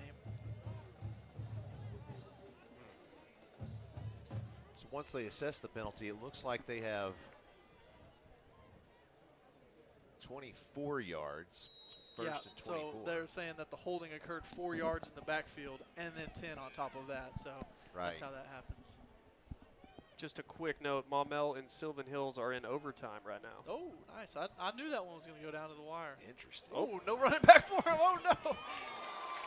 Wow. Great tackle by Hunt Harrison. I think there was a little confusion with the quarterback and running back. Running back went wide left, and the quarterback thought he was going to come on his right side. No one was there. The ball is spotted at the 26-yard line. 2nd and long. Yeah, that's always going to be a bit of a defeating feeling if you're trying to fake a handoff or actually do a handoff and that person is not there. I don't know what it's been about tonight. We've had so many super long downs. Look how far I know. This is. I mean, 2nd and 34. We've had so many of those. And BA and Robinson both. Yeah. I'm not sure this is the longest of the night either. No, it really might not be. Oh, and here comes penalty flag over here. No, he waved it off. What? Why because did he called a timeout. Oh, it was going to be delay a game, but they used a timeout. Okay. Yeah. Okay, yeah. Correction. Had a timeout call before the play. So your score is 42-21. 2 minutes and 42 seconds left to play in the third quarter. That has lasted all 29 years of my life. I'm just curious, looking back again, I said it at the beginning of the broadcast. Last year's score was 60-28. Currently, 42-21. We got a chance. That's interesting.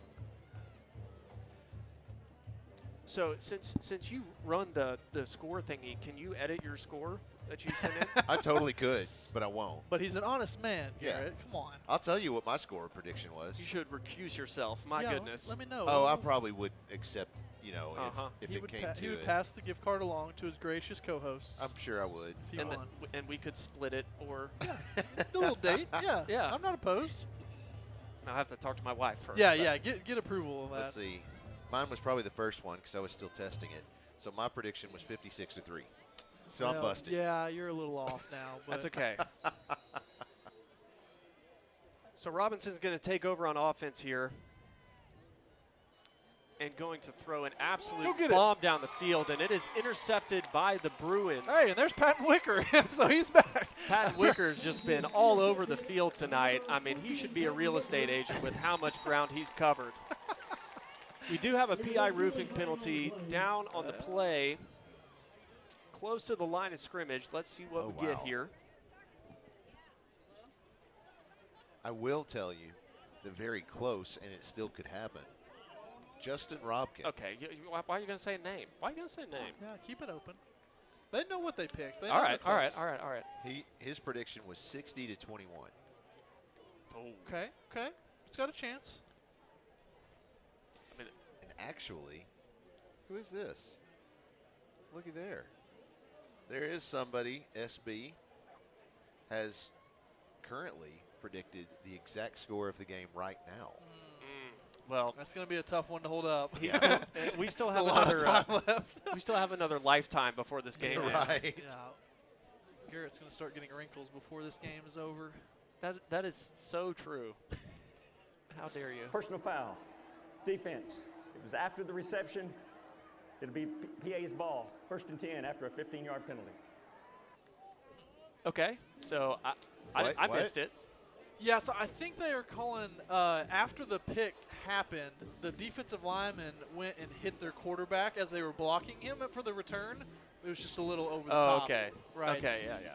So they called a personal foul on the Bruins, but it happened after the interception was already there. So Right. PA keeps the ball, and they just moved it back 15. So he said it wrong. PA has the ball and then a 15-yard penalty. Yeah, I'm not sure what he said exactly. He said, anyway, I won't get into it. It was confusing the way he worded it. Let's break down the linguistics. Let's get into it. Semantics.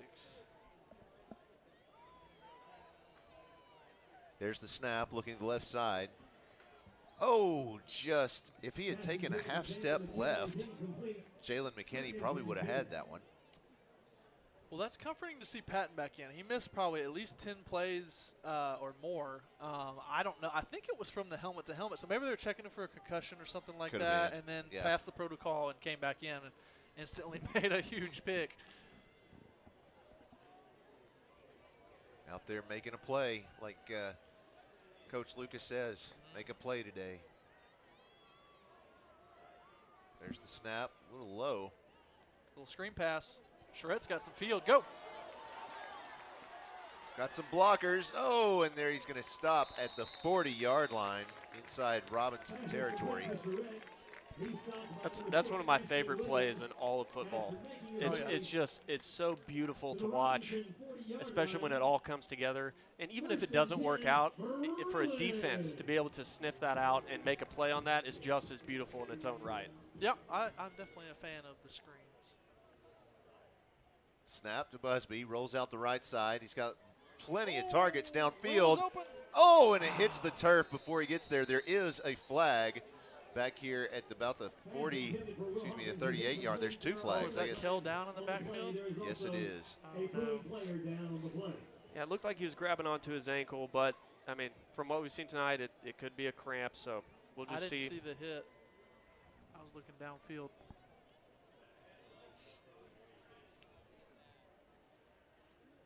That's not a cramp.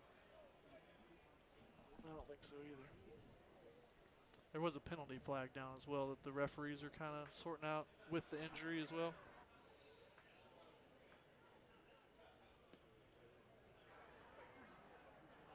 Ineligible receiver downfield. Offense. 5-yard penalty from the previous spot. Replay first down. So one of the offensive linemen went downfield while it was a forward pass as well. So that's a 5-yard penalty. It does look like Kell, may have shook up his ankle a little bit. I'm not sure how severe it is, but we will see number 12, Brandon Cobb, the sophomore, come in. And this is what makes football great. Oh, I love it. I love seeing these young sophomores getting shoved into the game. He's been sitting on the standing on the sideline for an hour and a half or 2 hours and says, here you go, this is your team, let's go. Yeah. And obviously, you don't ever want it to be under the circumstances because someone got hurt. But you're right, exactly. Nonetheless, to have the opportunity here as a sophomore to take control of a great offense and see what you can make of it is always exciting. Yeah, the down marker was not lined up with the line of scrimmage. There he is. Okay. We're back. So, yeah, I mean, to me, Brandon's just got to take a deep breath, work this offensive line. They'll protect you. Just stay steady. And that's not a terrible ball, really. It got dropped, but he got a little bit of pressure there. Yeah. But it was still on the hands of Charette, gave him a chance. I mean, and again, you can see it was definitely a play that was favored to make a short throw, to catch it, an easy read. Hey, just make the throw. If you make it, great. If you don't, great. Yep. Cobb has 3 receivers on the right. Quick handoff to Jordan. Looks like he picked up Goes to Kenny Jordan. maybe a yard. He stopped by number 6, Ashton Williams. At the 44-yard line, 3rd and 14. Kenny's grabbing at his shoulder now as well. Maybe a little stinger in there. Yeah. There's just a wasp under his pads. He's He'll fine. stay in there. 3rd and long. Trips to the right. Now Jordan in motion. Pass is going deep. Flag. Pass intended for Tyson McCarroll is incomplete. Not sure what that flag is going to be. It might be a pass interference potentially, or holding on the defense maybe. That's a weird spot. That is a weird spot. The referee that threw it was behind the action. I think he was looking at the receivers. Yeah, I think you're right. Something with them. Well, guess no more. Holding. Defense. Nice. 10-yard penalty from the previous spot. Remain 3rd down. So it'll be 3rd and 4. Yep, looks right. So what this does, it gives a chance for for Coach Thrash to call a nice, simple, short, quick throw for Brandon. Doesn't have to sit in the pocket too long. It looks like they're gonna blitz him. So look for the ball to get out fast. They're adjusting the play a little bit. Yeah, it looks like man coverage, blitz coming.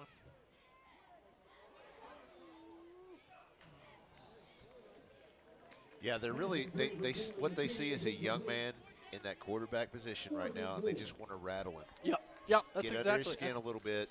And that's a great defensive strategy from Robinson Sure. is pressure the young quarterback, get him off his game a little bit. If I say his name incorrectly, which I'm probably about to, please forgive me, but I want to brag on Malik Okunye. That's how I said it earlier. Okay. Yeah. I mean, he had a legal hit on our quarterback to absolutely demolish him into next year, and he let up and decided to not do it. Yeah. And I have a lot of respect for players that do that because it's unnecessary, and it's something that can end football Slide. careers. Oh.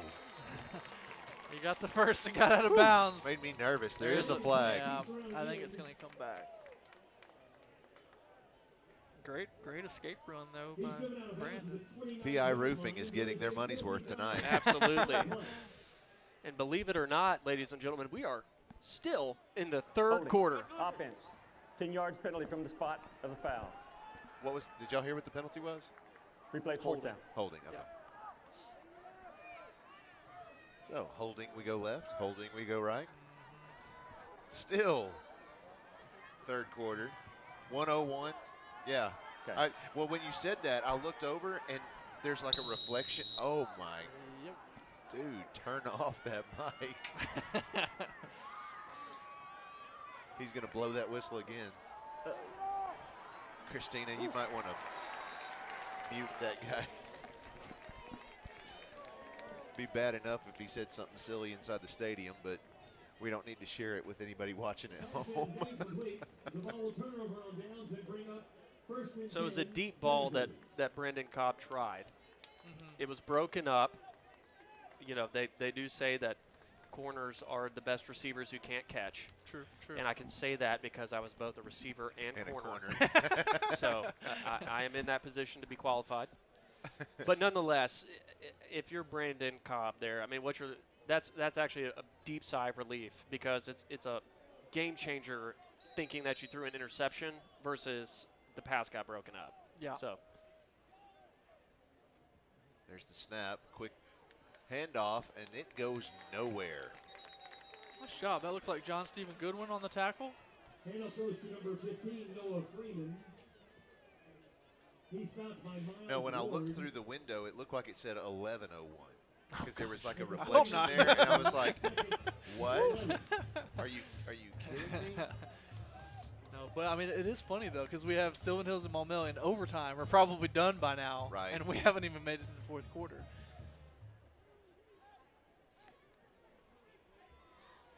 Bruin linebackers moving all over the place, trying to confuse. Pass is out there, and it is no good. Some clean pass defense. Pass intended for Chase Nichols is incomplete.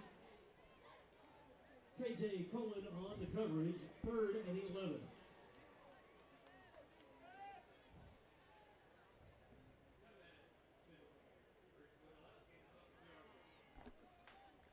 Got plenty of time. It looks like 15 seconds on the play clock. 3rd and 11 coming up. Probably have to pass. Let's see if the Bruins can break free here and get a sack.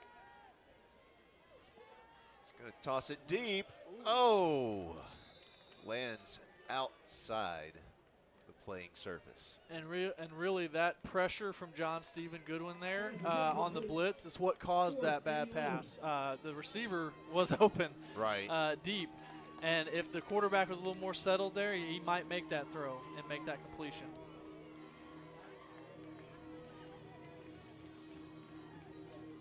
So 4th and 11. It does look like Robinson's going to pull the punt team out.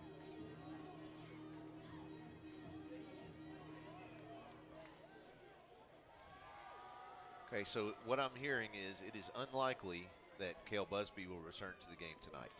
Yeah, so it's Brandon Cobb has just got to take a deep breath. I mean, he's got one drive under him. He survived. You know, that's what I always told young kids is like they come off that first is we got to delay a game here, which won't matter too much. But when you have a young kid starting or getting shoved into an impactful situation like that, they get done with the drive and you just take them to the sideline and say, "Did you survive?" Like, yeah, I did. And so it's like, okay, Get back out good. there. Yeah, let's go play now. So I think Brandon's going to look a lot more settled this drive than he was.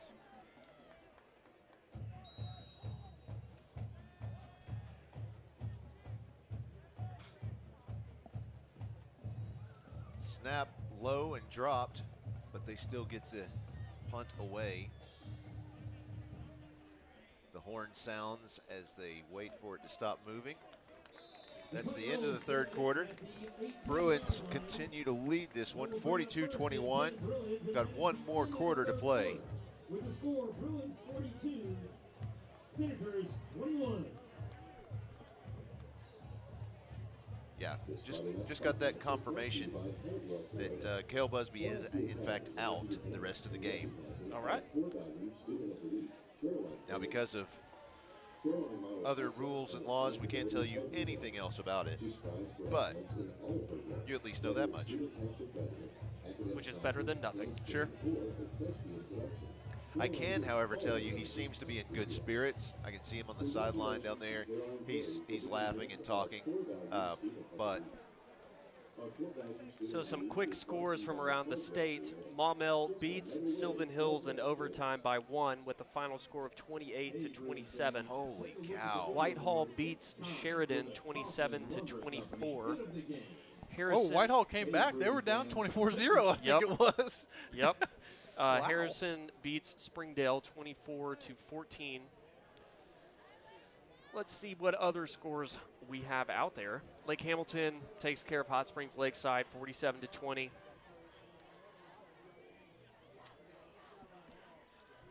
Was Farmington still beating Greenbrier? You guys just put it on me like that, Oh, huh? yeah. See how you're scrolling through Fearless. I was going to say, Control F. Oh, he had to go with that. It's still in the 3rd quarter. So at least we're tracking with some other team out there. Cobb throwing it out. Airing it out. Gave him a chance. Oh, What a my catch. goodness He's still in gracious. bounds. And he's going to take it to the house. Wow, what a catch. What a catch. And to stay in bounds on the little cutback move. Brandon Cobb, welcome to high school football. Wow. Did I say he was going to be more settled this drive? Yeah. Wow. So I think here you take him to the sidelines and say, you just came alive. Right? Yes, indeed. Wow, what a play. And what a throw. I Yeah, mean, it was. That was right where it needed to be and nowhere else.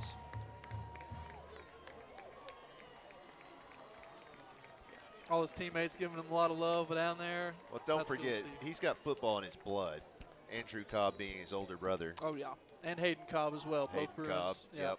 definitely has a lineage. Whoa, low kick, but it's still good. Hey, it's just got to make it through the uprights. 49-21. Making the score, Bruins 49. Let's see, we've got, Senators 21. just looking around, we have two people who have guessed, excuse me, three who have guessed 49. One is out because they guessed 49 to 18. Another Senator down on the field.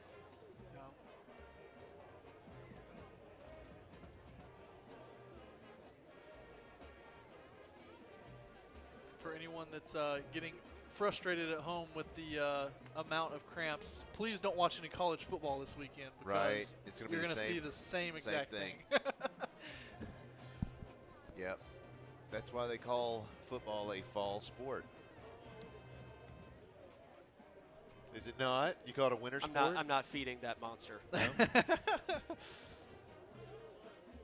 Problem is, around here, fall doesn't actually happen very often.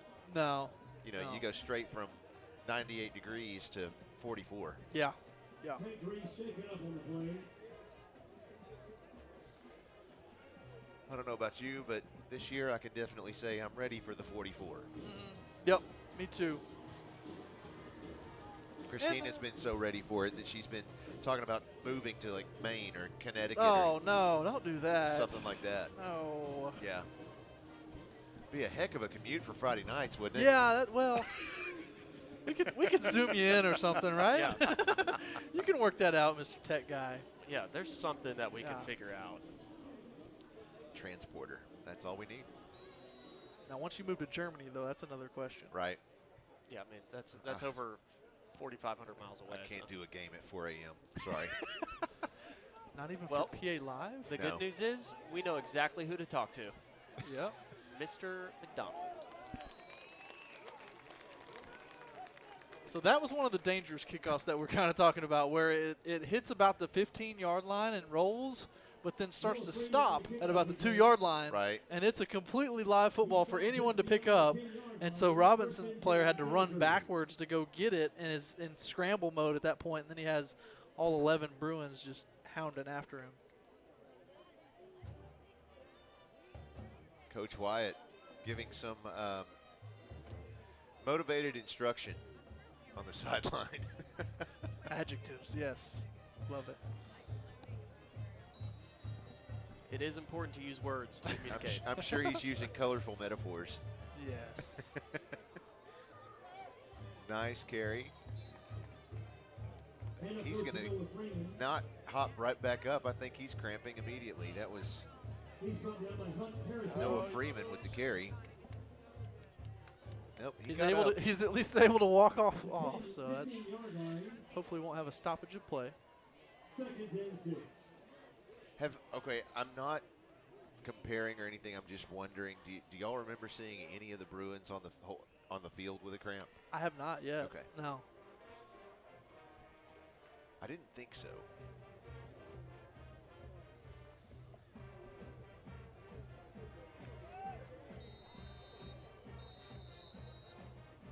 Timeout. Timeout. Bruins. I think he keeps pointing to the wrong guy. Yeah. Yeah. The guy on the Robinson sideline pointed at the PA that called the timeout, but he obviously was getting yelled at by the Robinson coach to call timeouts. I think he was just confused. So. Hey, when the games run late into the night, Yeah, it's late for the referees too. who knows anymore? So the fourth quarter just started, and they've used all their timeouts. Have they really? Mm-hmm. Yeah. Oh wow, I didn't realize that.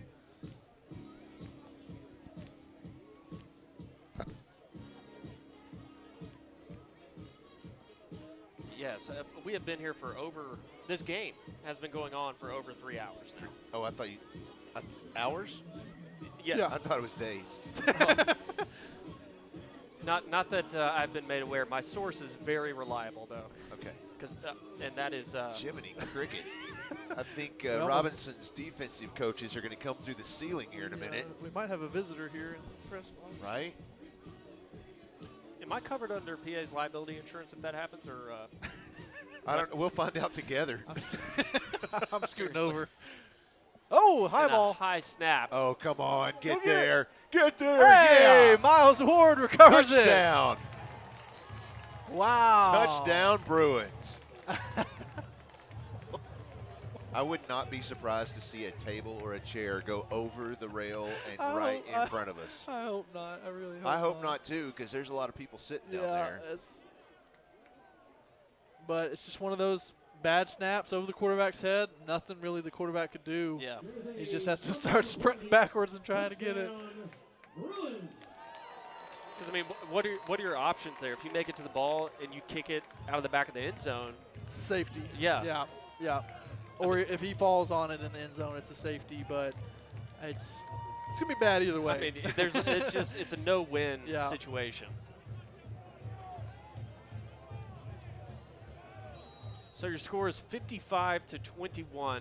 10 minutes and 53 seconds left to play in the fourth quarter. The kick for the Bruins is a straight shot. You can't return not return. an extra point. If this was college, you could. Yeah. Chase Nichols was able to recover the extra point kick. You know, I was worried because the previous kick was also pretty low, but it still was good, but just didn't have the height that you normally would see on it. I guess we've been spoiled by Von Selig's leg. Well, normally when you kick it low like that as a previous kicker as well, yes, there's like two positions that I did not play. It's because you hit the ball too much in the center, so it actually just takes a very flat trajectory. Sure. Which normally results in you hitting one of your linemen right in the back. But in this case, not so. All right. We do have one person who has guessed 55-21 Okay. as the final score. Now, do they have to have it exactly on or just closest? Exactly. Okay. So throughout the year, you got to be exactly right. That's why it's Okay. perfect prediction. And Yeah, here's yeah. and here's what happens is if no one gets it right tonight, we're going to roll it over. Oh, okay. Cool. So instead of getting a $25 gift card, they'll get a $50. Cabot beat Fayetteville. Nice. Cabot beat Fayetteville? Another great kick. That just sat down dead in the corner there, and they had to scramble back. So that's going to set up Robinson on the 10-yard line, it looks like. The kickoff is fielded and he's brought down at the 10-yard line. First and 10, Senators. Judging from the look of the kids in the student section, I'm going to guess it was Hawaii night or something. I would agree with that. A lot of them wearing Hawaiian shirts and leis. I do not see a hula skirt, though, Well, and that I'm disappointed. little play action there. Great play by Miles again. Did get the pass off, and it was a pretty Pass is complete to Caden Blaylock. fancy looking footwork there, but it only picked up 4 yards. John Stephen Goodwin at the 13-yard line. Make it the 14. The Senators just trying to make something out of an offense here. Just trying to move on from their last series, which resulted in a snap over the head and a touchdown for the Bruins. Twins stacked on both sides of the field. There's the snap. Quick handoff right up the center. Oh, no. And he could be gone. He's across the 30, 20, 15, the 10, the 5. Touchdown, Senators. Wow. That was your guy, Malik Okunye. Malik Defensive end taking the handoff. It's a fast defensive end from where I'm from. Seriously. Golly. Wow. I mean, he definitely turned on the Jets right there and was gone. I guess the roster lists him at 5'9", 185, so he's not the biggest guy ever. And he's duly listed as a running back defensive end. Right, okay. So, yeah, I mean, guess he's just kind of a smaller defensive end, but hey, definitely has the speed for Is sure. Zach Kelly still down there taking pictures somewhere? I'd love to see the look on his face right now because he currently has the score predicted. Oh, nice. 55-27. Oh, and now he doesn't. Nope, just like that. Oh, sorry, Zach. Your gift card is gone. Gone. No more. The other question somebody asked me about it was, what if 2 people or 3 or 4 people guess it correctly? Fight to the death. Yeah, we actually bring them in at halftime the next game, and they box. No, wow, nice. They will be chosen randomly by the. I won't even see it. It's all programmed in there. So as soon as I put in the final score, it'll just tell me who's the winner. Okay.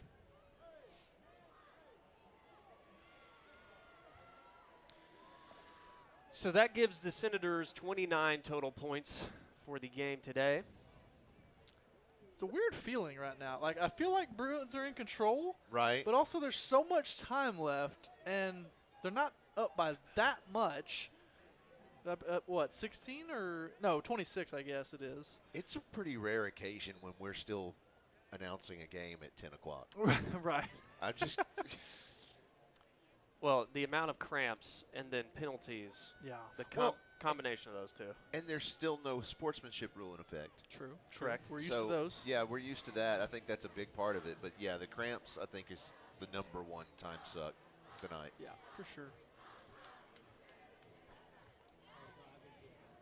Popeye said he's getting cramps from sitting out there with the camera. Well, the thing is, Popeye's bedtime is like 8:30, I think. So he's way past. His bedtime is whenever AM. he doesn't have work to do. 8:30 a.m., I mean. Yeah, that sounds about right. That guy, he sleeps in like 2.5-hour bursts or something. I don't get it. I've ridden in the car with Popeye many a late nights coming back from games.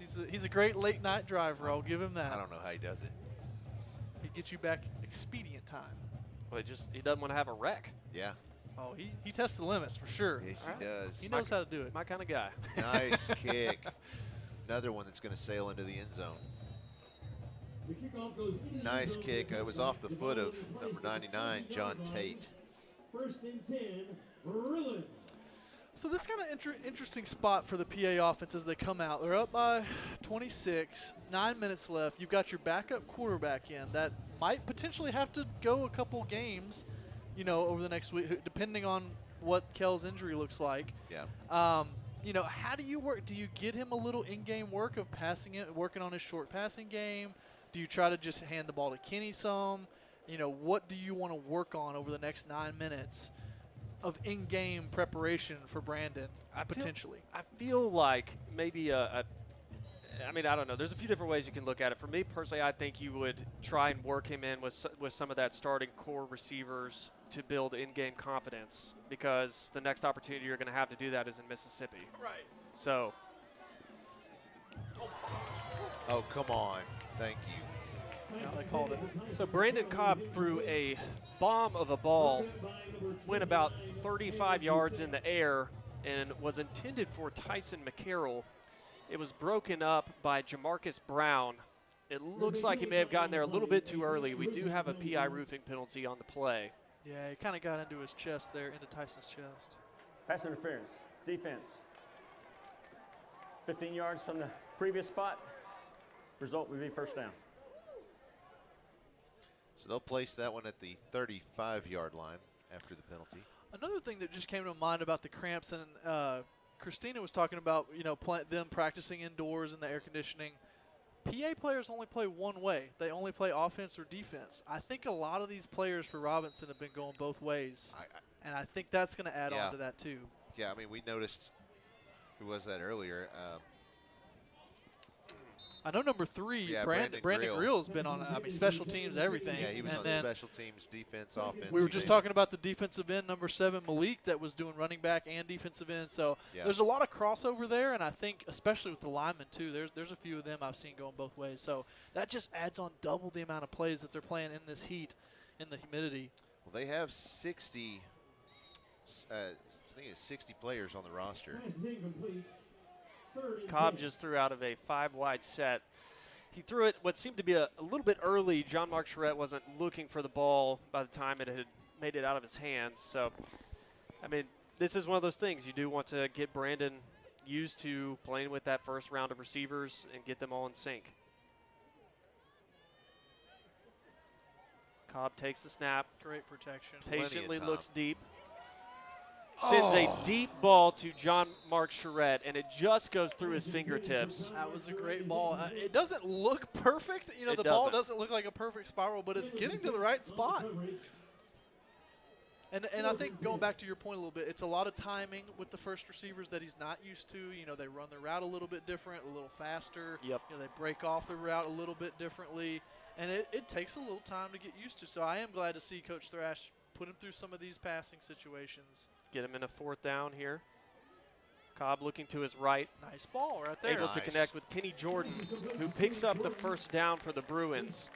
So that's going to be another Holloman and Associates first down. And you got to give a lot of credit to the PA offensive line. They've taken this game over in the second half, dominating up front, giving the young guy plenty of time to scan the field, not be worried about it. Huge hole there for Kenny. My goodness. He could have driven a truck through that hole. Great job by Christian Rose at left guard, getting up on the linebacker second level and just throwing his body right into him. I mean, that's textbook. You can't ask for anything better than that right there. Yep, perfect.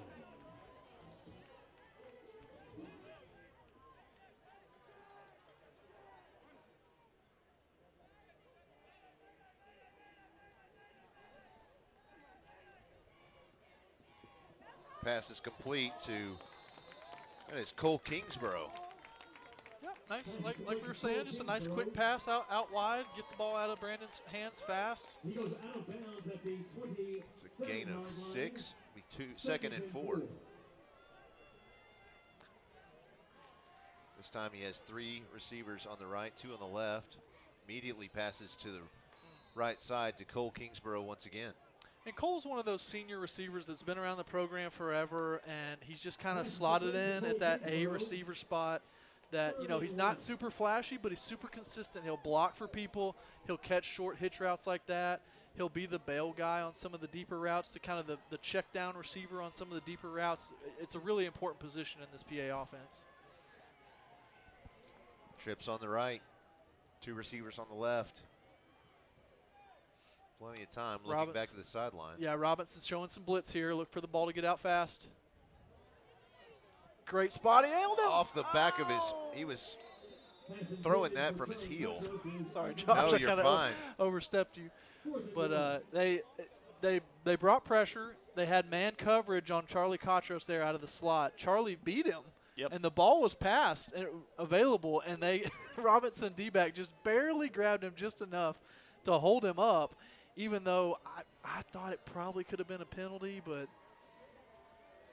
brings up a 4th and 1. It's all about the little things, being that defensive guy. Something as simple as just whacking their arm can throw them off just enough. 3 receivers on the left this time, 2 on the right. Quick pass. Ouch. That was intended for Andrew Pfizer. And those are things that you hope and your desire is that those are automatic. That when you know that that's going to be called, that pass and catch is going to be made, and it's not that play is not designed to score a touchdown. It's literally designed to get 5 yards. Yeah, get that first down. So go ahead. That'll just be something. It's like first game. I mean, that's something they'll work through, and that will improve over the season. But I like seeing those kinds of mistakes as opposed to actual blown defenses or missed plays on the offense. Right, because that shows you that the young quarterback knew where to go. Yep. He knew the person he was trying to throw to, and he knew the ball had to come out fast because at 4th and 1 they were bringing pressure. It was just 6 inches behind where it needed to be, and that's something that, like you said, you can work on in the next week. And if he needs to play next week, he can work that stuff out. And what a lot of people don't realize is that the pace of the game of any sport, when you go up to another level, when you go from just like pee-wee football into lower school football, I mean, the kids are bigger, stronger, faster. The ball comes out a little bit faster. And there's no difference between that and middle school and high school football. Everyone's able to run a little bit faster. The ball's thrown a little bit harder. And so that's one of those things that is one of those adjustments, that a throw that you could normally make is now 6 inches behind. And it's an easy fix. Pass intended for Chase Nichols is incomplete. A hope and a prayer sent down the field by Robinson. That prayer was not answered, instead resulting in an incomplete pass. It looked like KJ Colon on the coverage there. Good coverage. There really wasn't much to throw at. Brings up a 3rd and 11 for the Senators. Your score is 55-29. Bruins leading. 6 minutes and 34 seconds left to play in this absolute marathon of a football game. Ouch. That was intended for Caleb James. Kind of bounced off his chest. Pretty good route, honestly, by the receiver. The ball was a little inside of him, but he got good separation. I mean, it was there. There's no doubt about that. Yeah, the unfortunate thing was the quarterback threw it right at his numbers. And Yes. that Yeah, sometimes it's the worst spot to hit you.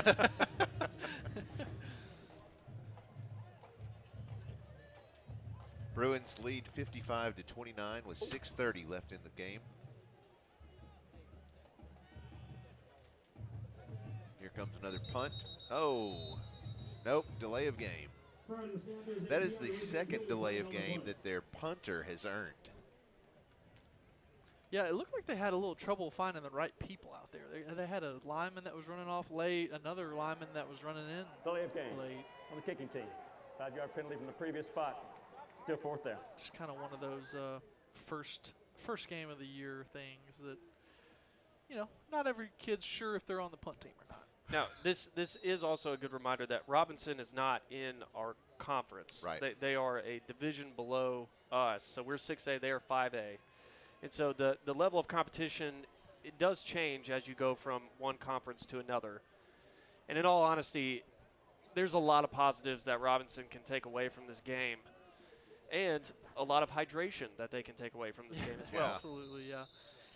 I think that if I'm Robinson, I'm taking away that we can run the ball pretty successfully for the most part. I think obviously they've got stuff that they can clean up, but their running backs have really shut. Their starting running back Freeman, their backup running back Okunye have had some really nice runs.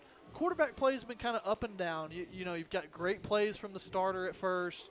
Then their backup guy came in and made a couple nice throws as well. Yep. So to me, that's kind of an up for battle, up for takings. I mean, And I think the sheer style of the way that PA plays football does not fit.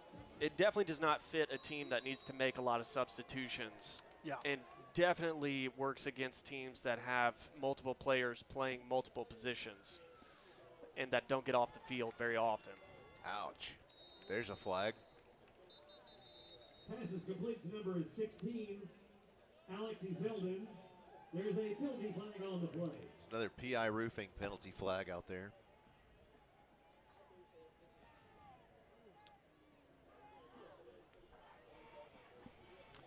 For those of you that have stuck with us, thank you Holding. so much. Offense. 10-yard penalty from the spot of the foul. Remains 1st down. Because this has been a marathon. Seriously. Not a sprint. Once again, if you're missing an iPhone, Oh. please come to the press box. We may have yours. And if we don't, we have somebody's. looks like we're getting some younger guys out there. We got the full second group of offensive line, second group of receivers. So Brandon's back with his normal teammates now. Right. Yep. He knows what to expect from them. Yeah. Looks like he's going to keep on this one. Brandon Cobb keeps around the end. Don't think there was a gain on the play, but I can't tell. Yeah, there was 1 yard loss. No, the gain is that a reminder to your quarterback, sliding is a good thing.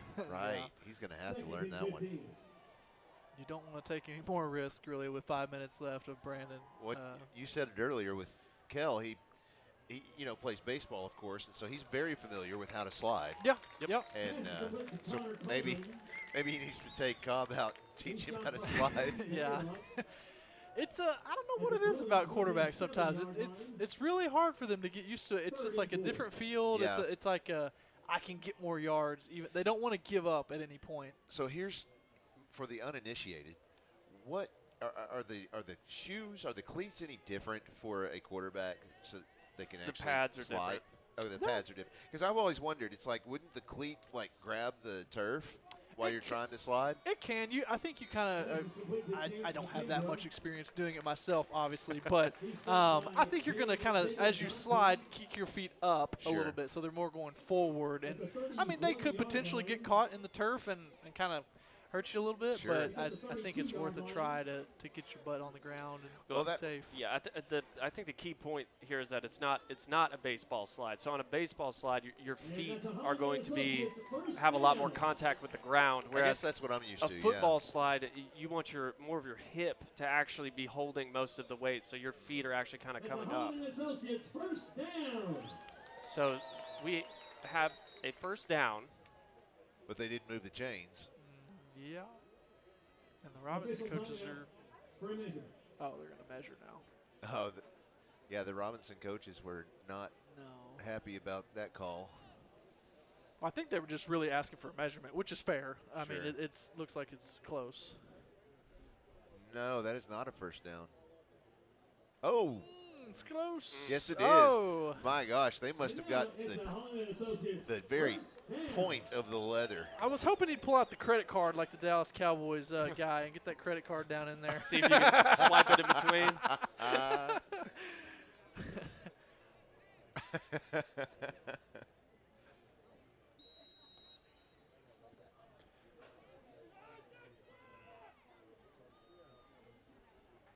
So the Bruins decide to run here, taking it up the middle. Handoff goes to McKendra. I'm getting old, guys. 26, Chase McKendra. He's a young sophomore running back that just moved in, and so he's still kind of learning the PA offense. But it's good to see a young sophomore get in here and get some action late in the game. Got 4 minutes and 20 seconds left to play here. Your score is 55 to 29. The Bruins are leading.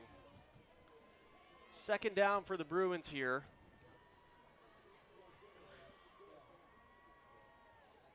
Cobb takes the snap, looks left. Oh, his receiver fell His out. intended receiver, Connor Coldren, made contact with the ground before he could get up to catch the ball.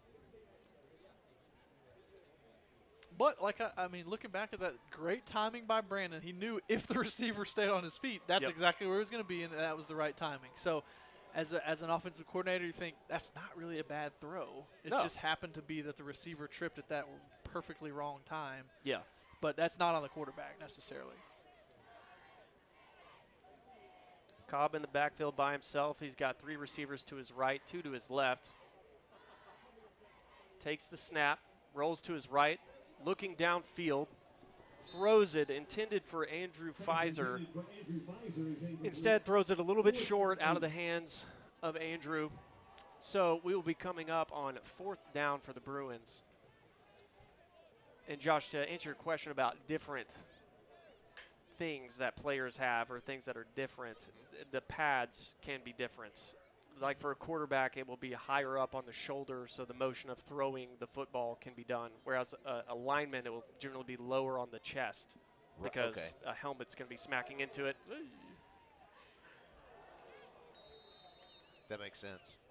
Cobb took a little hit there on 4th and 8. He got the ball off, but it was behind the intended receiver, so that's going to be a turnover on downs.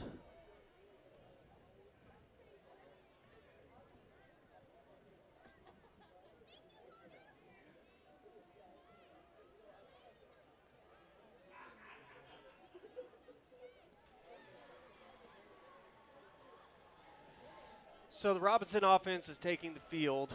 Their backup quarterback, Connor Grisham, has been doing most of the work in the quarterback position for the night. And it looks like he's going to be the one to finish it out as well. 3 minutes and 52 seconds left to play.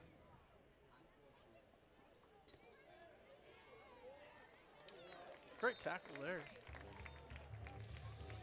Grisham takes a quick pass out to his left. I think that was Caleb Kelly on the tackle. Great job there. Another one of those young corners that we were talking about before at the beginning of the broadcast. Just there's a lot of young corners out there that are battling for time, and a great tackle like that, even though it's late in the game, it shows something to the coaches. Oh, yeah. Wow. Preston Spann, that was an amazing play at middle linebacker. He's really, come on, I can't keep praising him enough. At the 35-yard line, a yard loss on the game on the play, 3rd and 11.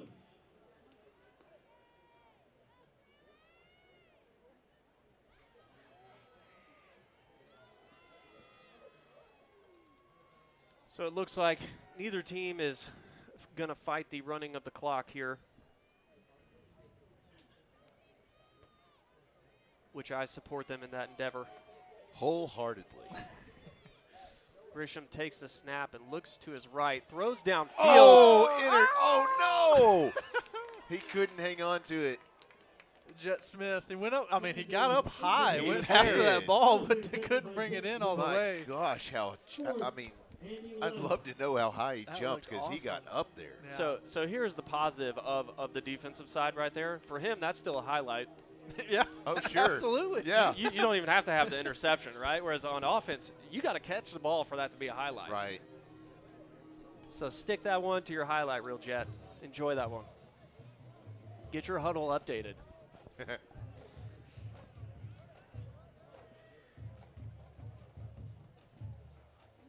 Grisham takes the snap, rolls to his right again, finds a receiver downfield who is quickly tackled by the Bruins.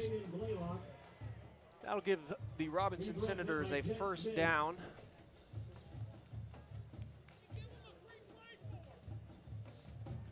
At the 18-yard line, 1st and 10 Senators.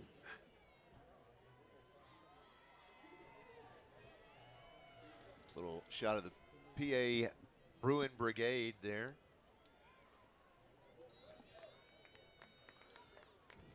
Robinson decides to run the ball on first down. 2nd down and 2 minutes to play. The ball is spotted at the 11-yard line, 2nd and 8.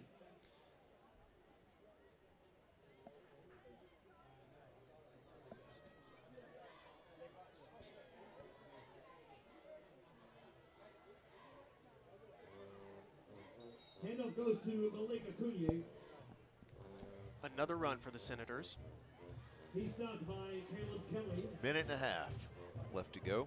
at the 6-yard line. 3rd and 3. Well, longest game of football of my life. It feels like it. Oh, nice Oh, play! another interception. He stepped out of bounds. Walt Smiley, I think. What a play to undercut that out route. 22, Walt Smiley. Coach Wyatt's going to be happy about that one. No kidding. Oh, yeah, that looks just like the pregame drill. Yeah, yeah. Undercut that route.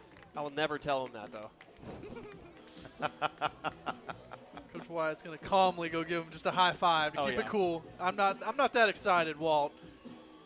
Deep down inside, we know. That's what I We know. expected you to He's crazy fist bumping underneath that Oh. that shaved head of his. You know what? I always feel so sorry for that piece of gum that is in his mouth. It is like Pete Carroll-esque type chewing. I think he works through about 2 packs throughout the night. I mean, he should go see someone about that. That's ridiculous. Yeah, I think it's a stress reliever. Okay. Well, how do you keep that thick jawline, too? I mean, you got to work it. Takes time. He works out every other muscle. He's just got to work that jaw. Handoff goes to number 26. I really hope he Chance watches this. McKenna. Christina jumped in. What y'all missed was Christina just popped in our headsets and said, the coaches do watch this, right? I don't know. Someone will send it to him for sure. Right. Clip it. Clip it. Are you kidding? I probably will. I was about to say, we all know that the only reason clips exist is because one of us goes back and makes it. Right. Here's a little one for you. We talked about Madison Ridgeland Academy, PA's next opponent in Mississippi next week, and how they've won the first 2 games of their season. I think they've had 1 game that was actually on the record. Tonight, they fell to the Oakland Patriots in Mississippi. That final score was 56-33. Wow. Huh. So, Well, like Fallout Boy said, sugar, we're going down. right. Not even sure In what. more ways than one, I guess. Right. We're going down to Mississippi, or they're going Yep, down all in that game? the above. Sure. Okay. Sure. Yeah, what I was thinking from that was, they are definitely a good team. They gave us a good game last year. Coming off of a loss, they're going to be out for blood. Yeah. They want that one. They want to get back on the winning streak for sure. Right. Right.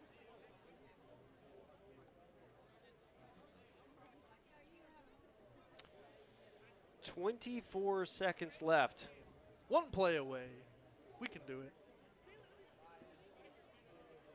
Did I hear victory formation?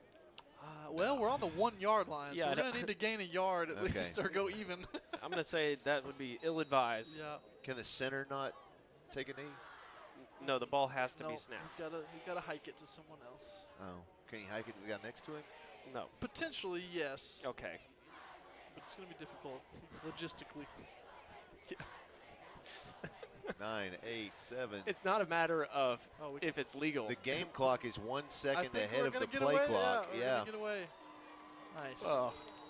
That's a ball game. And this ref is ready to go. He took off running. He is gone. So the final score, 55-29. I'm hitting save on that one. We do not have a perfect prediction winner tonight. Oh, Roll my it over. goodness. And that means next week, our perfect prediction prize will be double. So you could potentially win $50 gift card. I got a feeling this is going to get up to a couple $100 card potentially. I thought that too, but the folks at Madison Ridgeland, of course, they've been playing for a couple of weeks now already, and they've had multiple correct answers Really? each week. Now, here's a question. Since both teams have it, can we cross over? That's a good question. Well, Both teams doing both predictions. you could go and put in your prediction on both sides, yes. Okay. But it'll be a different URL for us Yeah, and one for yeah. them. So So, they'll have to go out just and go do out on both. Facebook, Yeah. find Madison Ridgeland Academy Athletics to find their link and put in your prediction there. I can tell you what they are giving away is their sponsor, I believe, is Walk-Ons. Oh, okay. Yeah. So, and I think there's Awesome. one of those in Conway, I think. Oh, that's right. Yeah, it is new. Here's what I'll do for everybody. I'll take a picture of the QR code, and then I'll tweet it. Oh, there you go. So then we can all have access, and we can game this system. And then I like it. Yes. I like it. Yes. Not sure that So for all 7 people listening right now, this one's for you. Yeah, let's give a little props to anyone that's 3.5 hours deep of us. Oh, amen to them. Right. Yeah. Well, that's true. I didn't even think about that. Wow. I mean, Christina's ready to go home. I know she that. is. Yeah, she's over here Yeah. telling us to wrap it. So, yeah, like we said, next week we will be at Madison Ridgeland Academy. Please be sure to join us for that one. Again, if you just want the easy URL, that's pabruins.tv. If you're watching on Facebook, be sure to hit subscribe. Get this. Blake, do you remember where we were a few years ago in subscriber numbers?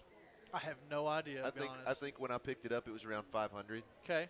Now we're just over 2,800 before tonight's game. Awesome. So really Awesome. hoping beginning or sometime during this season we might hit 3,000. That'd be cool. Well, I know I Great. won't be at the game, but I will definitely be watching PA Live next week. Fantastic. So you guys better keep it up. I'm going to talk so much about Blake. It's going to be great. I'm I going to love it. instantly clip and send it to you guys. So Well, it'll be interesting, and of course we will on our social media channel we will let you know whatever we can let you know about Kel Busby when we find out how serious that his injury is and what that means for the team. So be sure to again like and subscribe, and we'll see you next week. Thanks everyone for watching. Blake, any final words? no, I'm just I think the standout player for me was Preston Spann. He's taken a huge step forward. I'm excited to watch him continue to grow. Obviously, the offense is going to be continually a moving thing with Kel in or out potentially, and if Brandon's going to take over. So I think it'll be fine, though. We'll move on. Garrett? Biggest takeaways are it's first game for both teams. I think Robinson has got a lot of room for improvement, but improvement that is what you would see in a good football team. For the Bruins, losing a quarterback for what we know just to be this game, it's never what you want out of the first game, but to see some guys step up and make some plays is always a confidence boost. So looking forward to the rest of the season here. Yes, we are. Well, I think, if I had to pick a standout player, I would probably go with Kenny Jordan. I think he had more carries more receptions. I think, of course, I don't have the stats in front of me, but it just felt like he had a big part of tonight's game. So, all right, folks, we're going to leave it with that. On behalf of the entire PA Live crew, I'll say good night, good luck, and 73.